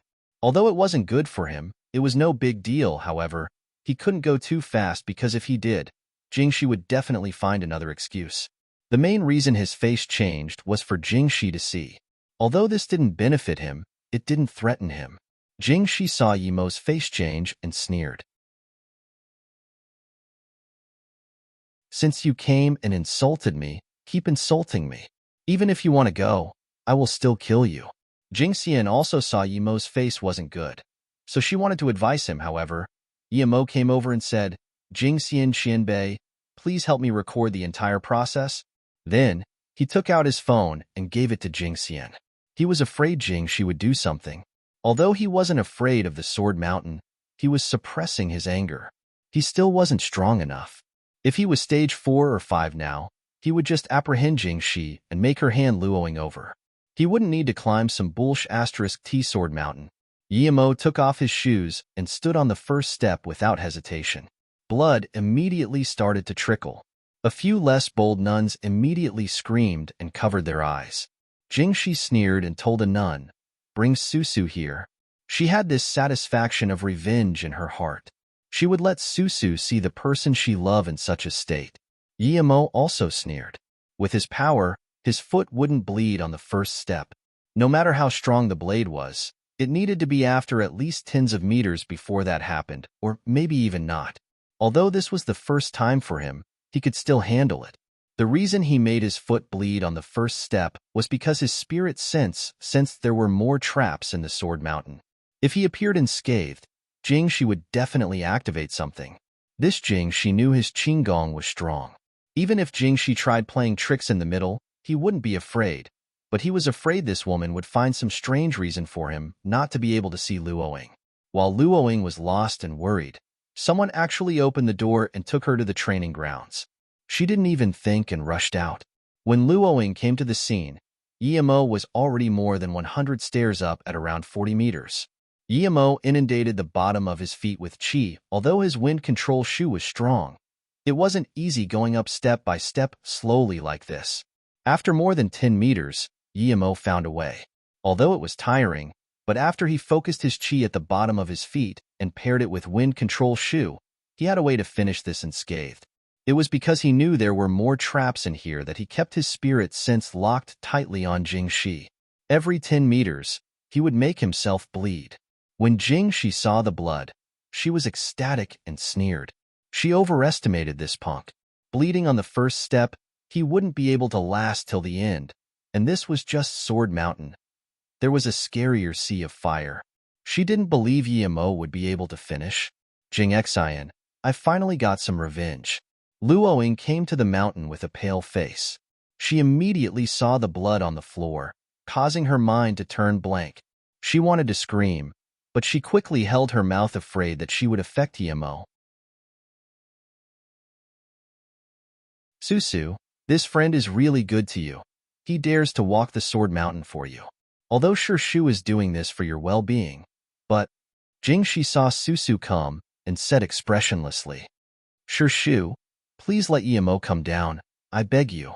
Before she finished, she was stunned as a large splash of blood fell down. Yemo's spirit sense was on Jingxi and didn't expect Luoing to suddenly appear.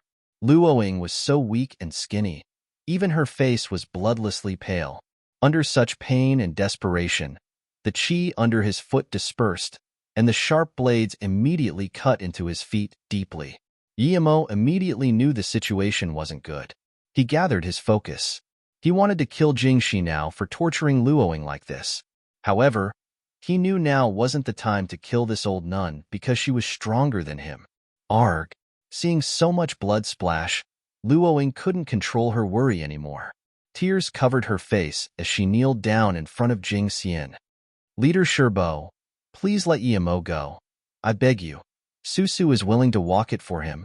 Luoying's heart was burning with desperation. She knew it was hopeless to beg Jing Shi, so she could only kneel in front of Jing Xian to beg. Jing Xian sighed. She wanted to pull Luoying up, but Luoying held Jing Xian's leg tightly as she cried. Jing Shi Shermei. Jing Xian just said 4 words when Jing Shi said very politely, Shijie, if we break the rules of our sect, then how are we going to survive? And in the back mountain, after saying these 2 words back mountain, Jing Shi suddenly stopped and Jing Xian's face changed drastically, but she didn't dare to say anything anymore. Yimo's heart felt warm seeing Luoying kneel down to beg for him, but seeing Luoying so sad made him feel worse. The bottom of his feet was sliced deeper, but he soon calmed down. He gathered his chi at the bottom of his foot and walked even faster. Susu, stand up and wait for me. I will take you away. Yimo's calm voice sounded by Luo Susu's ear. Luo Susu stood up in joy. Her eyes filled with Yimo. Yimo really was here to take her away. Did he remember something in his dreams just like her? Why did he sound so natural and unquestionable when he said he was going to take her away? Seeing Luoying stand up and seeming to forget about her existence, Jing Shi's eyes went cold. You filthy pair. I won't let you live well. Thinking about this, Jing Shi got down from the other side. Everyone was shocked. They had never seen someone walk the Sword Mountain so easily. Even Jing Xian was shocked. She never expected this young man to really walk the Sword Mountain step by step. Luoying's eyes were always on Yimo. The closer she was to Yimo, the more she felt Yimo as the person of her dreams. At this moment, Yimo came down and she immediately ran over hugging him. Other than tears, she didn't know what to say. If she was suspicious before, she wasn't suspicious at all after seeing that Yimo was willing to walk the Sword Mountain for her. Sword Mountain. She suddenly remembered and squatted down quickly. Yimo, your feet. Yimo carried up Luoying and looked at her carefully. Sorry, master. I came late.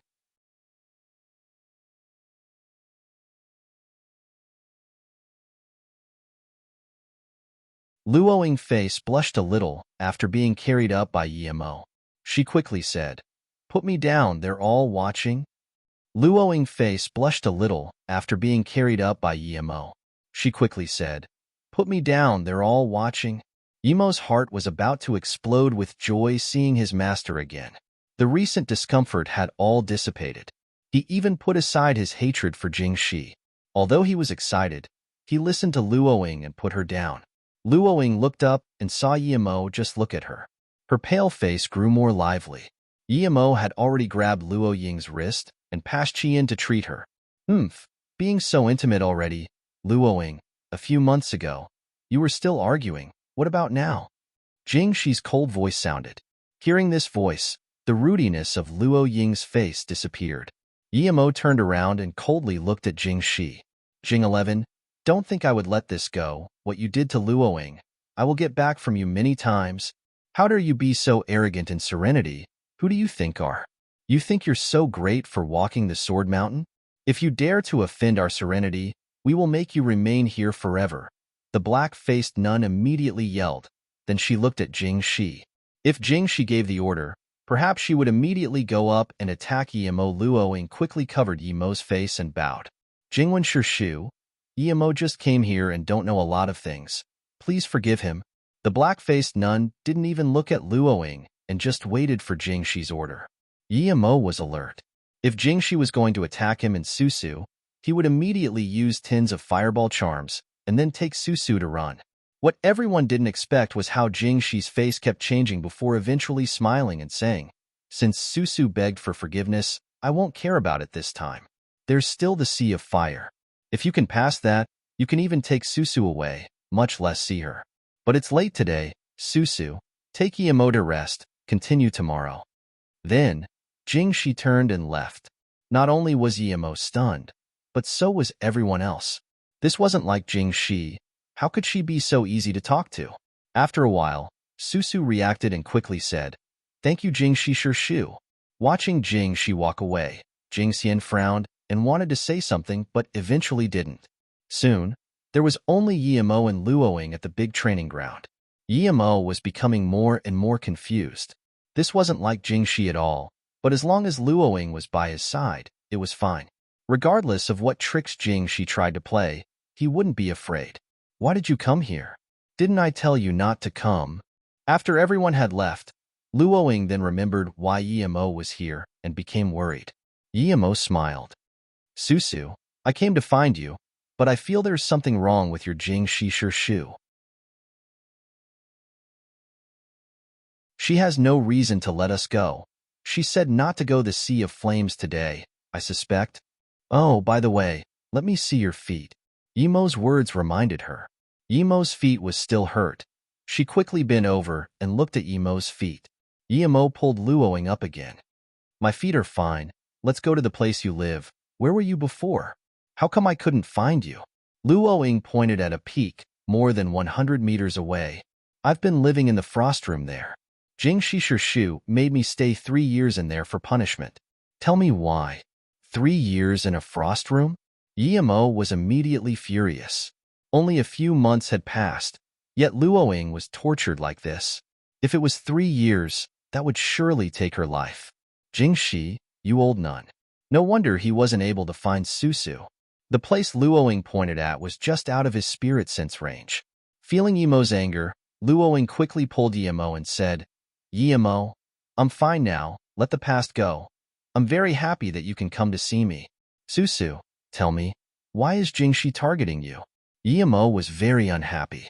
Although he was determined to take Luoing away, he couldn't stay calm about Jing 11 torturing Luoing like this.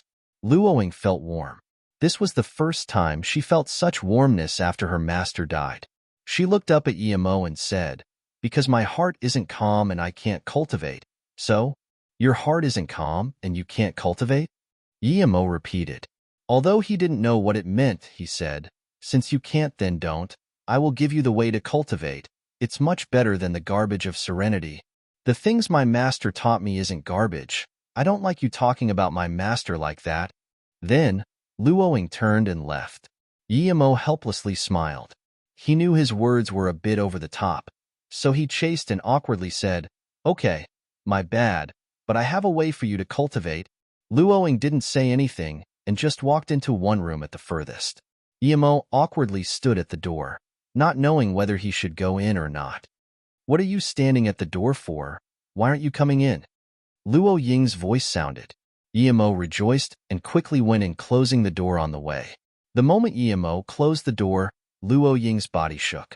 Yimo saw it and immediately remembered that Jingshi didn't seem to arrange a place for him to stay, but he didn't mind it. As long as he was with his master, it was fine. Luoing walked to the corner of the room and lit an incense. Yimo looked and quickly said, Susu, you can't light that incense. Luoing looked strangely at Yimo. This is serene incense. It can calm you down. We disciples of serenity would all use this incense to clear our mind. Why can't I light it? Yimo awkwardly opened his mouth. He didn't expect the aphrodisiac incense to look the same as the serene incense. He couldn't help but look down on himself. How could Luoing be the same type of person as Jingshi? Because it was a bit awkward, he could only say, Master, your state is very bad. Let me treat you. Luoing looked at Yimo in bewilderment. Why do you call me master? You called me that just then. Why did you say it again? Huh. Yimo looked hesitantly at Luoing. He realized that Luoing didn't remember anything except for her name, or perhaps there was a hazy image of him in her brain. That's why she treated him differently. But how was he going to explain this to her? This explanation would be too bizarre. How about I treat you first, then I'll tell you later. Yimo played it off. Luoing nodded, but for some reason, Her face blushed a little. Yimo looked at the incense. It smelt very similar to the aphrodisiac incense, but it didn't seem to be too similar. He was confused. Luoing sat on the mat and didn't say anything. She knew Yimo's medical skills were great. That time, he had even saved her in the desert. Yimo nodded and took out a face-preserving pill and passed it to Luoing. Eat this first, then I'll do acupuncture for you. Yimo didn't doubt the face-preserving pill at all and ate it. Soon, she closed her eyes while waiting for Yimo's acupuncture. Luoing was just a little weak, and the situation wasn't too serious. Yimo helped her recover the meridians that was damaged by the frost chi soon, and then he used a few clear water shu to clean away the impurities brought out by the face-preserving pill. In less than an hour, Luoing looked at her hands and skin. She couldn't even believe her change. Her skin was white on the surface but red underneath. Her whole body seemed lighter. This was like last time in the desert, but I seem to feel a lot lighter, Luoing casually said. Yimo helped her cleanse her impurities in the desert, and this time with the help of the pill, it was more complete. Luoying's face suddenly became more red, making Yimo's heart palpitate fast. A burning sensation rose from the bottom of his heart. He also felt something wasn't right and subconsciously looked at that incense. It was about to be burnt out. Obviously, it was different than the one Jingxi used, but it seemed a little similar. Yimo felt his desires become stronger and stronger. Was it because he saw Luoing? He subconsciously looked at Luoing. Her snow-white neck seemed a little red. The faint, fresh aroma of a virgin emitting from her shirt made it difficult for him to breathe. His eyes moved to Luoying's face and found Luoing staring right at him. Her face was more vibrant than ever. There was a softness in her eyes that was about to melt him, but her out-of-this-world beauty made Yimo have the thought of not daring to desecrate her. Susu, Yimo called out with difficulty. He felt his throat was very dry. Seeing Yimo like this, Luoing shyly smiled. This smile made all the flowers in the world lose their color and made the world brighten up. Luoing slowly moved closer and rested on his chest. That faint aroma made Yimo unbearable to resist, and he subconsciously looked at Luoying and kissed her lips. Seeing Yimo try to kiss her, Luoying's already shy face became even more vibrant. She wanted to move her head away, but there was a desire in her heart as she clumsily kissed Yimo's lips. When Yimo felt that soft and wet sensation, his head buzzed and couldn't control himself anymore. He desperately demanded more while Luoing followed up clumsily. The curved moon rose up as a harmonious moonlight shone through the wooden window, falling on Yimo and Luoing. It made things extraordinarily calm and placid, as though depicting this love couldn't be stopped even by space and time.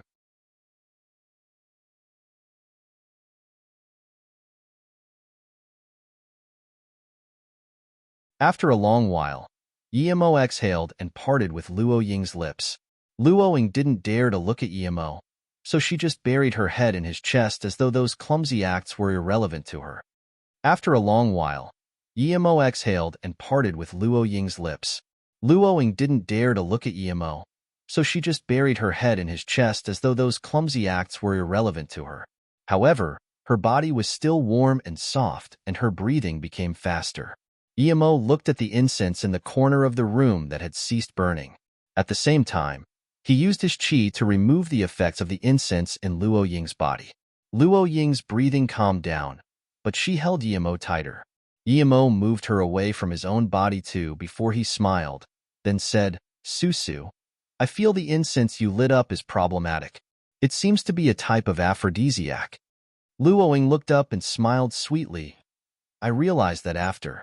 The smell seemed different than the serene incense I used before. I don't know who changed it." She also realized that there was something wrong with the incense after she felt the sudden flare in her desires. Although she longed to see Yimo, she wouldn't be like this as soon as they met. Yimo felt dazed, but he soon struggled and said, "Well, luckily I smelled it before and knew how to remove it otherwise." Luoing lay in Yimo's arms. Her soft voice seemed to be coming from the heavens. "It should likely be Jing Shishu who changed it. She wants to catch me for not obeying the rules of the sect and kick me out. But I've been wanting to go with you for a long time, so it doesn't matter if she kicks me out. But before Yimo could speak, Luo Ying's pearly white hands touched his lips to stop him from talking. Don't talk. I was willing. If I didn't want to, even this incense can't change my thinking. Susu, I will leave that for the night we marry.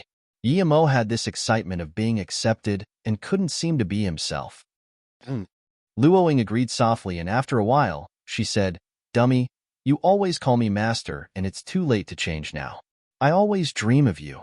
It is as though I knew you from my last life. Are you always like this, too? Yimo became dazed for a moment. He didn't expect Luoing to not only remember his name, but also his figure. Why aren't you talking? Luo Ying's voice was like the soft clouds. I also remembered you too. You were my master, called Luoing. A long time ago, I called you master and you called me Mo heir. Afterwards, Mo seemed to be lost in thought, and when he woke up, he found that Luoing was asleep. Mo caressed Luo Ying's hair and murmured, Master, you've protected me for a lifetime. Now let me protect you in this life. Mo carefully took off the little bit of the remaining jade of her necklace and looked at it for a while. He didn't expect the magic artifact he made to be in Luo Ying's possession and was protecting her. He took it away and used that black jade from last time to make another necklace for her before carefully putting it on for her. Then, he embraced her and slowly fell asleep. The ray of dawn shone through the mist into the room. Luoing opened her eyes. She looked at Mo as she embraced him. Her heart was calm. If she couldn't cultivate, then let it be. You're awake? Mo saw Luoing wake up. He thought he was dreaming. The Luoing he'd been thinking of for countless days and nights was finally in his arms. He really was afraid that this was a dream. However, the morning sunlight told him it wasn't. It was real. He had missed the opportunity once, and he wouldn't miss it the second time. Go out for a moment. I need to take a shower and change clothes. Luoing stood up. Mo was still stunned. Last night he didn't notice, but now he knew how stunningly beautiful Luoing was. Luoing looked at Mo's dumbfounded face and smiled. Just when she wanted to talk, Jingxi's cold voice sounded at the door. What? Did you not have enough sex last night? Mo, come out. I need to talk to Susu. Mo opened the door and looked coldly at Jingxi. Piss off. Susu doesn't like talking to you. You don't have the right. Jingxi's face went green and glanced coldly at Mo, but she said to Luoing, Susu, I need to talk to you. Luoing stood up calmly and walked beside Mo, saying, Let her in and wait for me outside. Don't worry, I will listen to you. After today, I will go with you. However, Mo didn't really trust Jingxi, but since Luoing said that, he could only let Jingxi come in while he stood outside the yard restlessly. He felt that Jingxi's purpose wasn't so simple, but he really couldn't understand what she wanted to say to Luoing. Jingxi closed the door and subconsciously looked at the incense cauldron. The incense was burnt. She had a smirk on her mouth. He actually gave you a face-preserving pill? Jingxi came in and immediately saw the difference on Luoing. The jealousy in her heart was raging like fire. Luoing subconsciously asked, That was a face-preserving pill? Susu, last night must have been very good. You had a face-preserving pill and a man to accompany you. Of course, it would be much better than obeying the rules of the sect. Jingxi set aside her burning jealousy and tried her best to ridicule her. Susu smiled plainly. Yes, Jingxi Shu. Although I don't know why you're targeting my master and me, I'm no longer the Susu before. You don't need to waste your time. I will leave with Mo, so say what you want. Jingxi's eyes showed a ray of jealousy. Didn't you see what Mo was like to me yesterday? I trust him. If Shu is going to talk about this, there's no need for it. If you don't have anything else to say, I will go find Mo. Luoing was calm like a windless lake. Jingxi felt very annoyed. She wanted to make Luoing and Mo sad, but everything she did made her look like a clown. Luoing didn't seem to feel bad at all. Did you know that Mo is going down the Sea of Fire today? Do you think he can come out? There was an increasing mockery in Jingxi's tone. She wanted to see Susu once again beg to her like yesterday to let Mo go. Then, she would humiliate her. However, Luoying still replied calmly, I know. If he can't come out, I will go with him. Shu, if you don't have anything else to say, please leave. You. Jingshi was shaking in anger. She didn't expect Luoying to not be begging her. Although she still wouldn't let the two go even if Luoying begged her, she wanted to see Luoying's despair after her begging. Luoying looked calmly at Jingshi and didn't say anything. She knew this Shu was trying to mentally break her and make her feel bad. Then, Jingshi would gain satisfaction. After talking with Yimo last night, she no longer wanted to stay here anymore. But did you know that you and Yimo are siblings? Jingshi's voice seemed to come from hell. It was eerily frightening. Luoying wobbled and her face immediately became pale. What are you talking about? Jingshi seemed very happy with Luoying's change of expression and laughed before saying coldly, You must think that I'm tricking you. More than 20 years ago, your mother dumped you and your brother at Luohong Temple.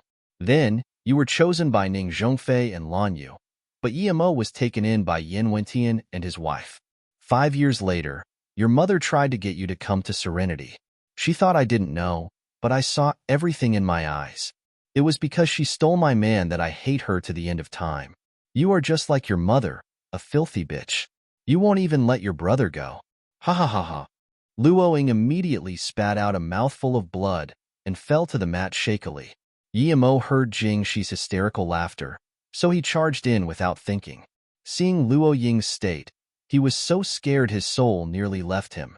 He quickly helped Luoying up. Susu, what happened to you? At the same time, he sent in his chi to calm Luoying's chaotic chi. Jingshi, you bitch, what did you do to Susu? Yimo couldn't care about anything else. He gathered all his chi and punched Jingshi. Jingshi didn't expect that Yimo would attack so suddenly. She hurried to defend, but this fist was fully powered with anger, and in such a hurry, Jingshi wasn't able to completely negate the force of the punch. Thud. Jingshi was smashed into the wall, causing her to cough out blood. She looked coldly at Yimo, but actually didn't attack. She turned to leave. Yimo even wanted to chase up, but was pulled by Susu. Don't chase her. You're no match for her right now. Remember, if one day you can beat her, help me kill her. Yimo stilled. Of course, he was going to kill Jingshi, but he had never heard Susu say she wanted to kill someone before. It could be seen how infuriated she was at Jingshi. Imoer, I'll still call you that. Although Luoying calmed down her chi with Yimo's treatment, her face was still pale. I want to ask you something. Is your father Yi Wentian? Luoying's eyes became hopeful. Yimo nodded and said, Yeah, but I'm probably not from the Yi family. Although my surname is Yi, I'm not from the Yi family of Beijing. Yimo said this because his last name was Yi in his past life. Hearing Yimo's words, Luoying's face grew worse. She gasped, Do you know where you came from? Yimo looked curiously at Luoying and shook his head. I don't know. I just know I was picked up from the streets. From where? Luoying looked worried. From Luohong Temple. I still have a sister. What's wrong, Susu? Before Yimo finished his words, Luoying spat out blood again. Yimo quickly fed her a lotus life pill while using his chi to calm her body down.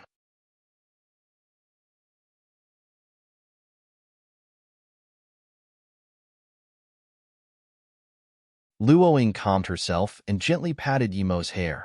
I'm fine. It'll just be hard on you. You need to take care of yourself.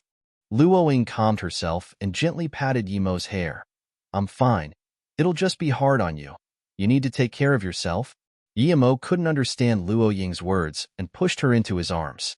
Luoying's body froze but didn't push him away. After a long while, Longing pushed Yimo away and looked at him carefully until Yimo felt it was a little awkward. Then, she said, Imoer, go out and wait for me. I want to clean myself. Okay, I'll be outside. Although Yimo didn't know what Jingshi said to Luoying, he wouldn't let Jingshi go no matter what. Even if he would starting feud with Serenity, he would finish this wretched nun. As soon as Yimo walked out of the door, he saw that dark-faced nun. She sneered at Yimo. Such a cocky Xiao Bei. You dare to be arrogant in Serenity. The nun pulled out her horse-tail whisk and was about to attack. Her power wasn't even as strong as Lone Wolf. Yimo wouldn't be afraid of her, but before the two attacked, Jing Xian walked over and said to that nun, Jingwen Shimei, I have a few words I want to say with you, Shizhu. TL note. Shizhu, what nuns and monks refer to other people not in their religion. It essentially means patron. This black-faced nun didn't dare to disobey Jing Xian and quickly said, Yes, Leader Shijia. Yimo had some good impression of Jing Xian and also thanked her. Jing Xian looked at Yimo and said, Yi Shizhu, come with me. Yimo saw Jing Xian bring him to the room she brought him to yesterday and felt strange, thinking don't tell me this nun is going to do the same as well. What Yimo worried about didn't happen. Jing Xian took out a bag and gave it to Yimo. This was left behind by Susu's master. When you take Susu away today, give this to her. Susu is a kind soul. You mustn't let her be mistreated. Sigh, before Shirmei left, she left Susu under my care, but I let her be mistreated too much. After pausing for a moment, Jing Xian continued, Yi Shizhu, don't go down the sea of fire today. No one can pass that. I will talk with Jing Shirmei.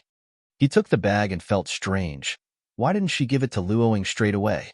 But still, he replied, Thank you, Jing Xian Qianbei. Qianbei, please rest assured. I won't let Susu be mistreated. Even if I suffer, I won't let her suffer. So bold statement. Jing Shi appeared at the door again. Yimo got up abruptly. His eyes were extremely cold. If it wasn't due to Jing Xian, he would use all his means to kill his disgusting nun. Jing Shi also looked coldly at Yimo. You don't need to wait for Susu. She won't leave with you. She had left Serenity. You won't be able to find her forever. Ha ha ha ha. Do you know? No matter how pretty she makes things sound, she is just lying to you. Ha ha. What? Yimo immediately charged out and went to Luo Ying's room with his fastest speed. The room was empty. Last night's bamboo mat was still there. On it was a letter and a small pouch. Yimo ripped open the letter. The content was very short. Imo air, I'm going, don't think about me. You need to stay safe. There's a strand of my hair in the pouch. Let it stay with you forever. Jing Shi is a mad woman. Don't bother with her. I'll be happy as long as you're fine. Imo air, I really don't want to go. I don't want to lose you. It's because I love you. I don't want you to be my brother. I can't accept this fact. I just want to love you. The remaining content was soaked wet by tears. Why? Luoying. Susu. Veins on Yimo's forehead popped as he roared, Susu. Master. Don't leave. Yimo barged out of the room, his spirit sense searching everywhere. He went to the entrance with the stage and the metal chains, but he didn't see Susu. Yimo went back to Serenity, but was stopped by the black-faced nun. Under intense range, Yimo threw more than 10 fireballs and didn't even care about Jingwen's horsetail whisk. While Jingwen was surrounded by the fireballs, she punched Jingwen more than 10 meters away. Jingwen was paralyzed on the ground, spitting out blood. She didn't expect Yimo to have such power. But Yimo's back was also bloodied by the horsetail whisk, but Yimo didn't care at all. A few other nuns wanted to stop Yimo, but was stopped by Jing Xian. Let him be, he's emotionally unstable now. Wait till he stabilizes. A few nuns stared in horror at the fireball charms Yimo threw out. Even Jing Shi didn't expect he had such a killing move. Yimo charged into the frost room where Susu was kept. Other than the frigidness, there was nothing inside. Yimo could no longer control the violence in his heart and smashed towards the wall, forgetting that his fist was dripping with blood. This room just drew the frost from underneath the ground. It wasn't very stable itself. Under Yimo's constant barrage, the stone wall finally started to crack. Rumble. Yimo punched the wall again. This room that once imprisoned Luoying finally crumbled into rooms under Yimo's furious attacks. Yimo saw this room crumble and gradually calmed down. Jing Shi, this old hack. Luoying left him because she listened to her words. Killing this nun wasn't enough to release his hatred. Plus, Luoying also said she would kill this nun. No matter why, Yimo had to kill this nun. Thinking about this, Yimo charged back to the big yard with eyes red. He stared coldly at Jing Shi and said, Old nun, what did you say to Luoying? Speak. Jing Shi shivered subconsciously. She was actually afraid of Yimo subconsciously, but she soon calmed herself down and laughed. What did I say? I just spoke the truth. You are Luoying or siblings. You siblings did something interesting. Ah. Everyone looked at Jingxi. Her hair was covering her face, and she seemed quite crazy. Unexpectedly, Yithimo still looked at her coldly without any emotions. Are you dumb? Knowing that the person you love is your own sister? Jing 11 was very unsatisfied with Yimo's reaction. Yimo sneered. He had understood why Susu asked him those words. It seemed Susu was mistaken. He grabbed more than 10 fireball charms and said coldly, "Before you die, I will let you be an enlightened ghost. I was adopted by the Yi family at Luohong Temple indeed, and I also have a sister. We both have a bracelet to recognize each other. See, it's this one." Yimo took out a bracelet and wobbled it in front of Jing 11. Then, he continued, "Oh, I forgot to tell you. My sister is younger than me. She was also adopted from the Luohong Temple, but Susu is 2 years older than me. She wasn't picked up by the Ning family from the Luohong Temple." Impossible. Susu was adopted from the Luohong Temple. Jingxi's face became hideous. Yimo sneered. Susu was picked up by Qingshua's mother outside the Luohong Temple. There was still some distance with the Luohong Temple. You probably didn't know that when Susu was adopted, she was already more than one. Impossible. This is impossible. Jingxi was losing control. Her eyes became red as she pointed at Yimo. Jingxi is you and Susu's mother. It's Jingxi, that wretched bitch. Enough. Jingxian couldn't help and reproached. Jingxian looked disgustedly at Jingxi before saying slowly, Jing Xian was a virgin even till the moment she died. How could she have children? Jingxi, you're stepping over the line. Luckily Yi Shizhu isn't siblings with Susu. If they are, then your actions won't be allowed by the heavens. What? Jing Xian is a virgin? Ahaha. Jingxi seemed to have heard the funniest joke and laughed hysterically. At this moment, the black-faced nun and 2 other nuns closed their hands and said, Jingxi sure may. Jingxian sure Jie is right. Jing Xian sure Mei was indeed a virgin. Before she left, her virgin mark was still on her arm. We can testify to that. She isn't. Jingxi murmured. All I've done was for nothing. Nothing, no. Yimo sneered and could no longer resist his killing intent for Jingxi. He rushed up and raised his fist. Jingxi, who was half crazy, was smashed away by Yimo's fist, spitting blood in midair. Yimo was about to follow up, but was stopped by 2 nuns. Although these 2 nuns no longer wanted to kill Yimo, Yimo couldn't escape their barricade. Yimo threw out more fireball charms under his rage and yelled, "Out of my way!" The 2 nuns knew how strong Yimo's fireball charms were and didn't dare to block it. They quickly dodged. When they looked up, Yimo had already charged past them.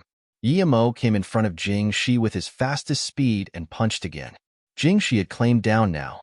She flicked up her horse-tail whisk at Yimo. Yimo wanted to smash Jingxi to pieces now.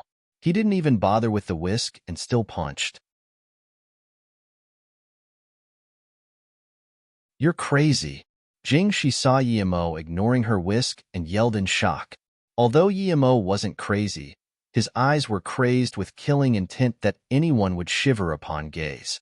Slap! When Jingxi's whisk hit Yimo's chest, Yimo's fist also landed on Jingxi's stomach.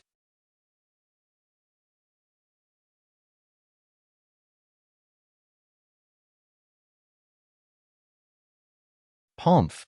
Jingxi felt into the deep abyss outside serenity. Pumph!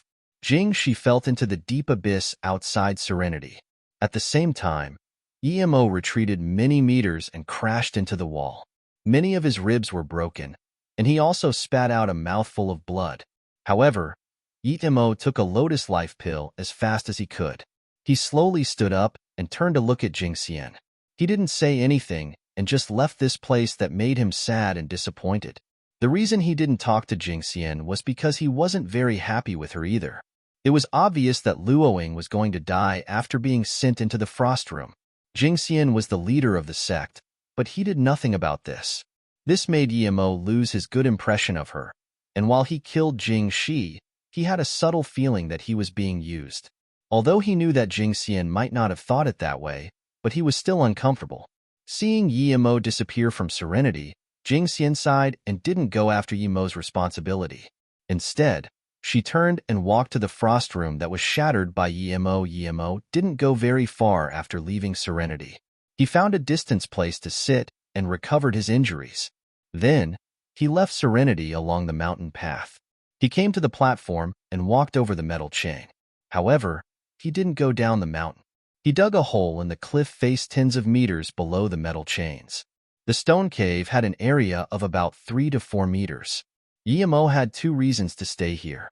First, he wanted to digest the essence chi stone, and second, it was to try his luck and see if Luoying would come back. The place he was at was just about 100 meters from the top. If someone passed here, he would be able to notice it. When everything was ready, Yimo started cultivating. There was a little amount of spirit chi in the essence chi stone, and it was much harder to digest than spirit stone. Although he still had a lot of things to do, he still haven't gone to Fongnan even though he promised he would do so. As for that taekwondo thing, he already forgot it. He didn't even have time to go to the Song family, much less that North Sand. Without power, everything was unachievable. If he didn't have the resources, never mind.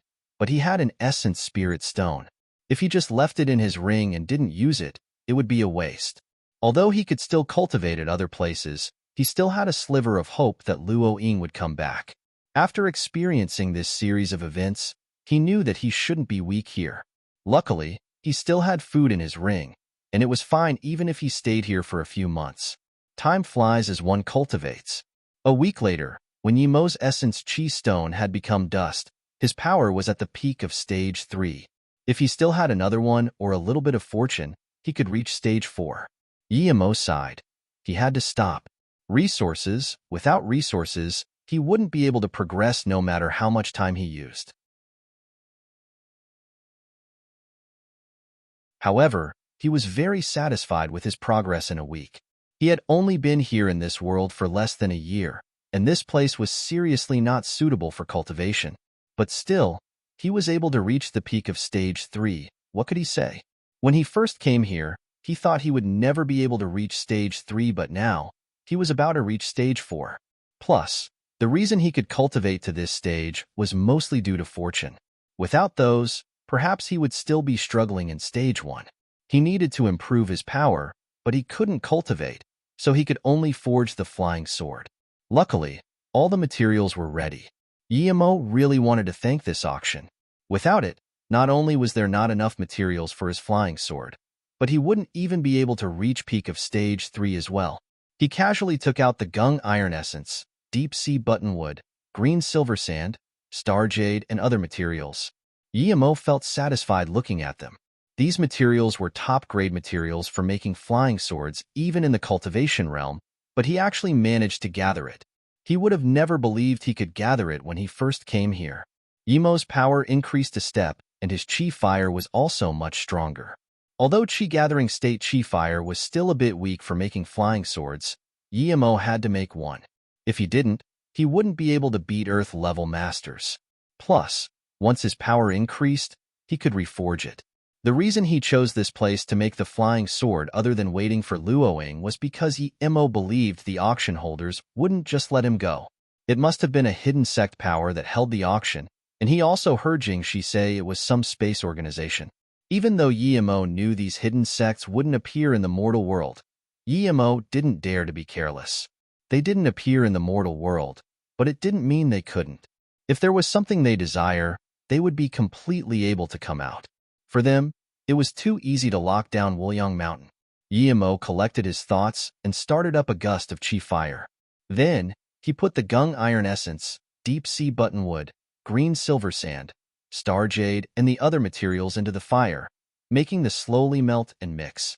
Because Yimo's power was so low, while he was forging the sword, he had to slow down just to recover chi. The impurities of the materials were slowly removed under Yimo's control. If he was foundation establishment stage, Yimo could finish this in one day, but due to his low power, he took half a month to finish refining the materials. After taking them out, he started to forge them into the shape of a sword and mark formations on it. After another half a month, even though Yimo slowed down and rested in between, he was still so tired that his face was pale and his chi was empty. However, Yimo was getting more and more excited because his flying sword was about to be finished.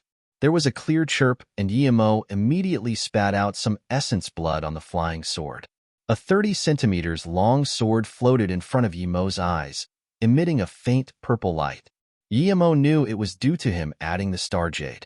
Star jade was such an overpowered material. With Yimo's power, he actually made a high-grade flying sword. Yimo waved his hand, and the sword landed on his hand.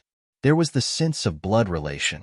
His power was too low, and he couldn't change the size of the flying sword. Once he got stronger, he could turn the flying sword into a small light and put it in his dantian, or he could turn it into more than 3 meters long and fly on it. The flying sword seemed intelligent and emitted a sense of intimacy. Go. Yimo casually threw the flying sword out, and it flew around in the air by itself like a glamorous shooting star. Yimo took it back and couldn't help to feel proud. Zhang Zhihui, you old fatty, don't let me see you again. If I see you, I will use your blood to sacrifice to my flying sword. And that auction place as well. Yimo knew that they had bad intentions for him, but he couldn't really just go attack on their doors. After all, they haven't done anything bad yet. Pity he was only a bit away from stage 4. Once he was stage 4, he could just step on the flying sword and fly away. Yimo took the flying sword back, but didn't leave immediately. He made more fireball and wind blade charms. At the same time, he used the remaining materials and made Su Ping a long sword. 10 days later, there were 200 more charms in his ring. Yimo stood up with disappointment. It was time to leave. It had been more than a month, but Luoying was still nowhere to be seen. She probably wouldn't be back for now. Yimo jumped up the platform in disappointment. He should go back to see his sister first before going to Beijing. Wuliang Mountain seemed desolate in the middle of autumn, and Yimo no longer had the elevated feeling of when he came. If he didn't know Susu was Luoying, perhaps he would feel better, but now that he did and still brushed past her, he felt very bad. Plus, he was worried about her. Although the necklace he made her had defensive and offensive abilities, she was too weak herself. I thought you would cower in Wuliang Mountain and not come out. Where else can you hide today? A cold and sinister voice sounded ahead of Yimo. Zhang Zhihui? It's you, old fart. Yimo stopped. He was worried about Luoying and didn't notice that Zhang Zhihui was still waiting for him. But now, he was very calm. He was at the peak of stage 3 Qi gathering, and he had a flying sword. Even if he didn't have the sword, he could smash this old guy to death with his fireballs. Oomph, you got balls. Xiao Bei, learn how to be a human next life. Originally, I just wanted you to leave the Lu blue carrot behind. Now you will leave your life behind too. Zhang Zhihui heard Yimo's disrespectful calling of him and became angrier. Yimo coldly looked at Zhang Zhihui and blandly said, Old fatty, you're really persistent. You actually waited here for more than a month. In that case, I'll sacrifice your blood to my sword.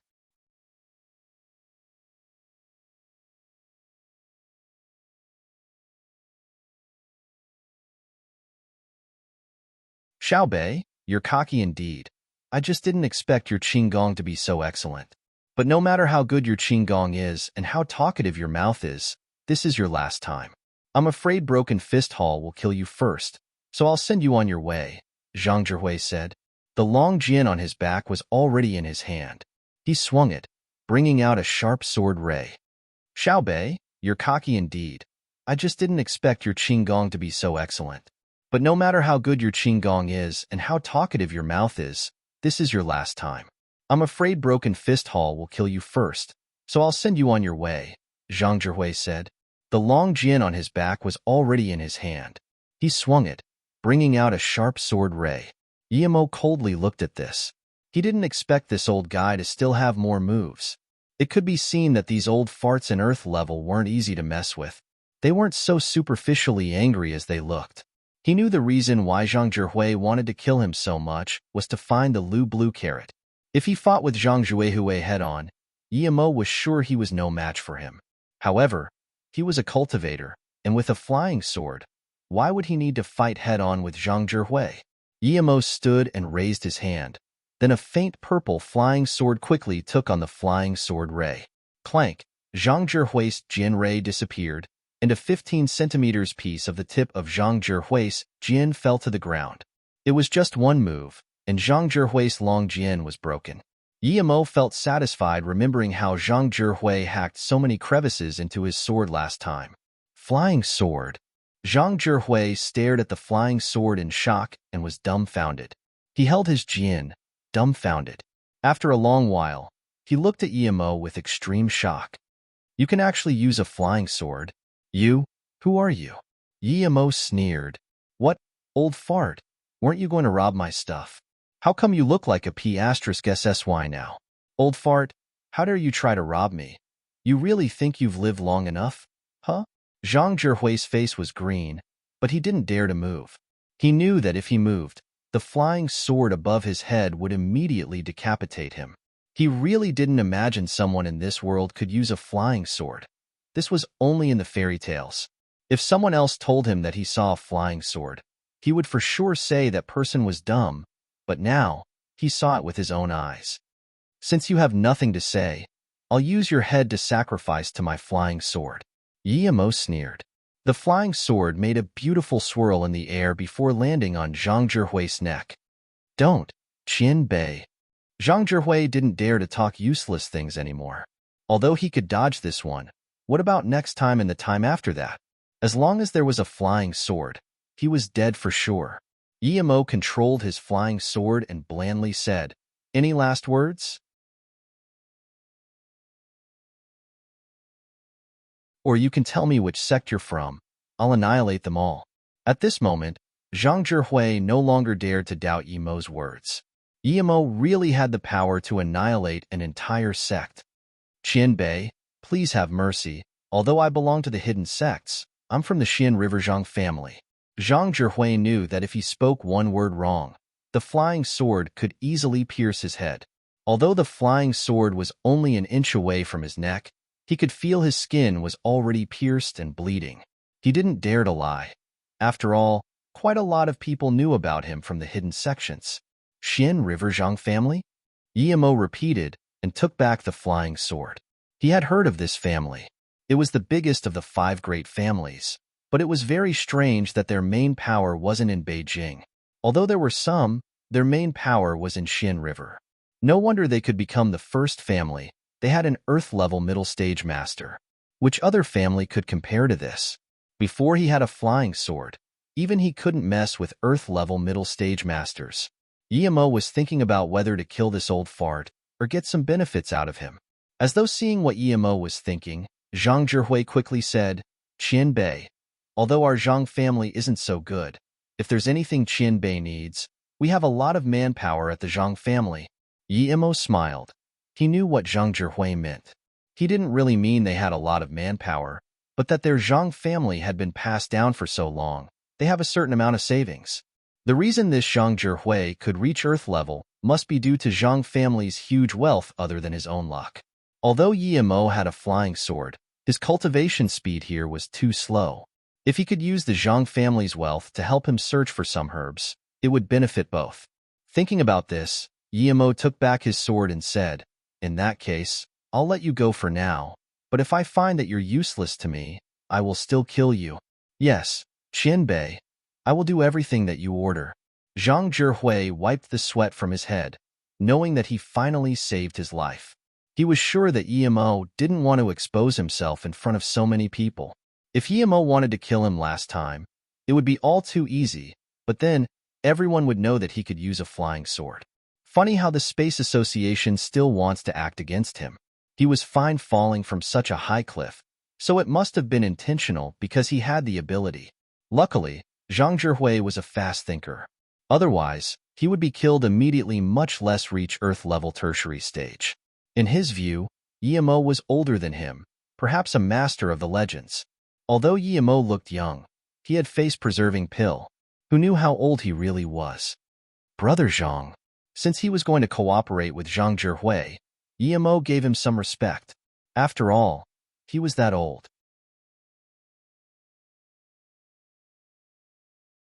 However, it would be impossible for Yimo to call him Qian Bei or something like that. Zhang Zhihui heard this and shivered. He quickly waved his hand and said, Qian Bei, You mustn't call me Brother Zhang. Just call me Zhang Zhihui. In his heart, Yimo was at least a master beyond the earth level, perhaps more than 100 years old. Yimo smiled. The reason he didn't kill Zhang Jihu was firstly due to the Zhang family's huge wealth. Another was that Zhang Zhihui cultivated ancient martial arts. Since he was at earth level, it meant that he knew about ancient martial arts. Yimo didn't know that much about it, so it would be good to ask him about it. Seeing Yimo not talk, Zhang Zhihui stood by the side, not daring to talk, but his heart was like a ravaging river. In his eyes, Yimo was a magical person. If he could get on his good side, perhaps he would get some unimaginable benefits. Yimo thought a while before saying, in that case, Zhang Zhihui, your current power is Earth-level middle stage. Then after Earth-level peak stage, would you be heaven stage? Zhang Zhihui was dazed and looked strangely at Yimo Qianbei. Did you not reach beyond Earth level? After the Earth level, it's not heaven stage. We call it great heaven level. Yimo embarrassed himself. There actually wasn't heaven stage, but instead great heaven level. However, he wouldn't show any weakness in front of Zhang Zhihui and smiled. The things I'm cultivating is beyond ancient martial arts. You could say my current power is equivalent to heaven stage. If he wanted Zhang Zhihui to be obedient, he couldn't say his power was too low. He was barely an earth level, but with a flying sword. Normal earth level masters were no match for him at all. Zhang Zhihui immediately showed a more reverent expression. His anticipation was right. Those who could use the flying sword were indeed extraordinary. Then what about after great heaven level? Yimo asked again after seeing Zhang Zhihui was shocked. After great heaven level? Zhang Zhihui murmured and shook his head. According to what I know, there is currently no one who is at great heaven level, much less after it. What? There's actually no great heaven martial artist? You mean earth level is the highest here? Yimo asked in surprise. Zhang Zhihui seriously nodded. Yes, Qianbei, those who cultivate martial arts here, including the hidden sects, the highest is not at great heaven level. Of course, I don't know if there are a few who reached great heaven level and goes hidden. But to be honest, there are even barely a few earth-level tertiary stage, much less great heaven level. Yimo took a sigh of relief. If it was really like that, he didn't need to worry. There wasn't even a single great heaven-level master. His flying sword should be able to dominate them all. Seeing Zhang Zhihui wanting to say something, Yimo immediately said, "If there's something you want to say it." Yes. Zhang Zhihui quickly agreed. It's said that Wu Dao monk of Wuliang Mountain is already halfway great heaven stage. He should probably be the strongest in the hidden sections. Wuliang Temple? Is it in Wuliang Mountain? Yimo really wanted to go find this monk and test his flying sword. Zhang Zhihui shook his head. Wuliang Temple's Wuliang isn't the same as Wuliang Mountain's Wuliang. There's a great difference. Wuliang Temple means no one knows where it is, or no one can find it anymore. Yimo waved his hand. He already knew the approximate state of the hidden sections. He had no intentions of asking where the Wuliang Temple was.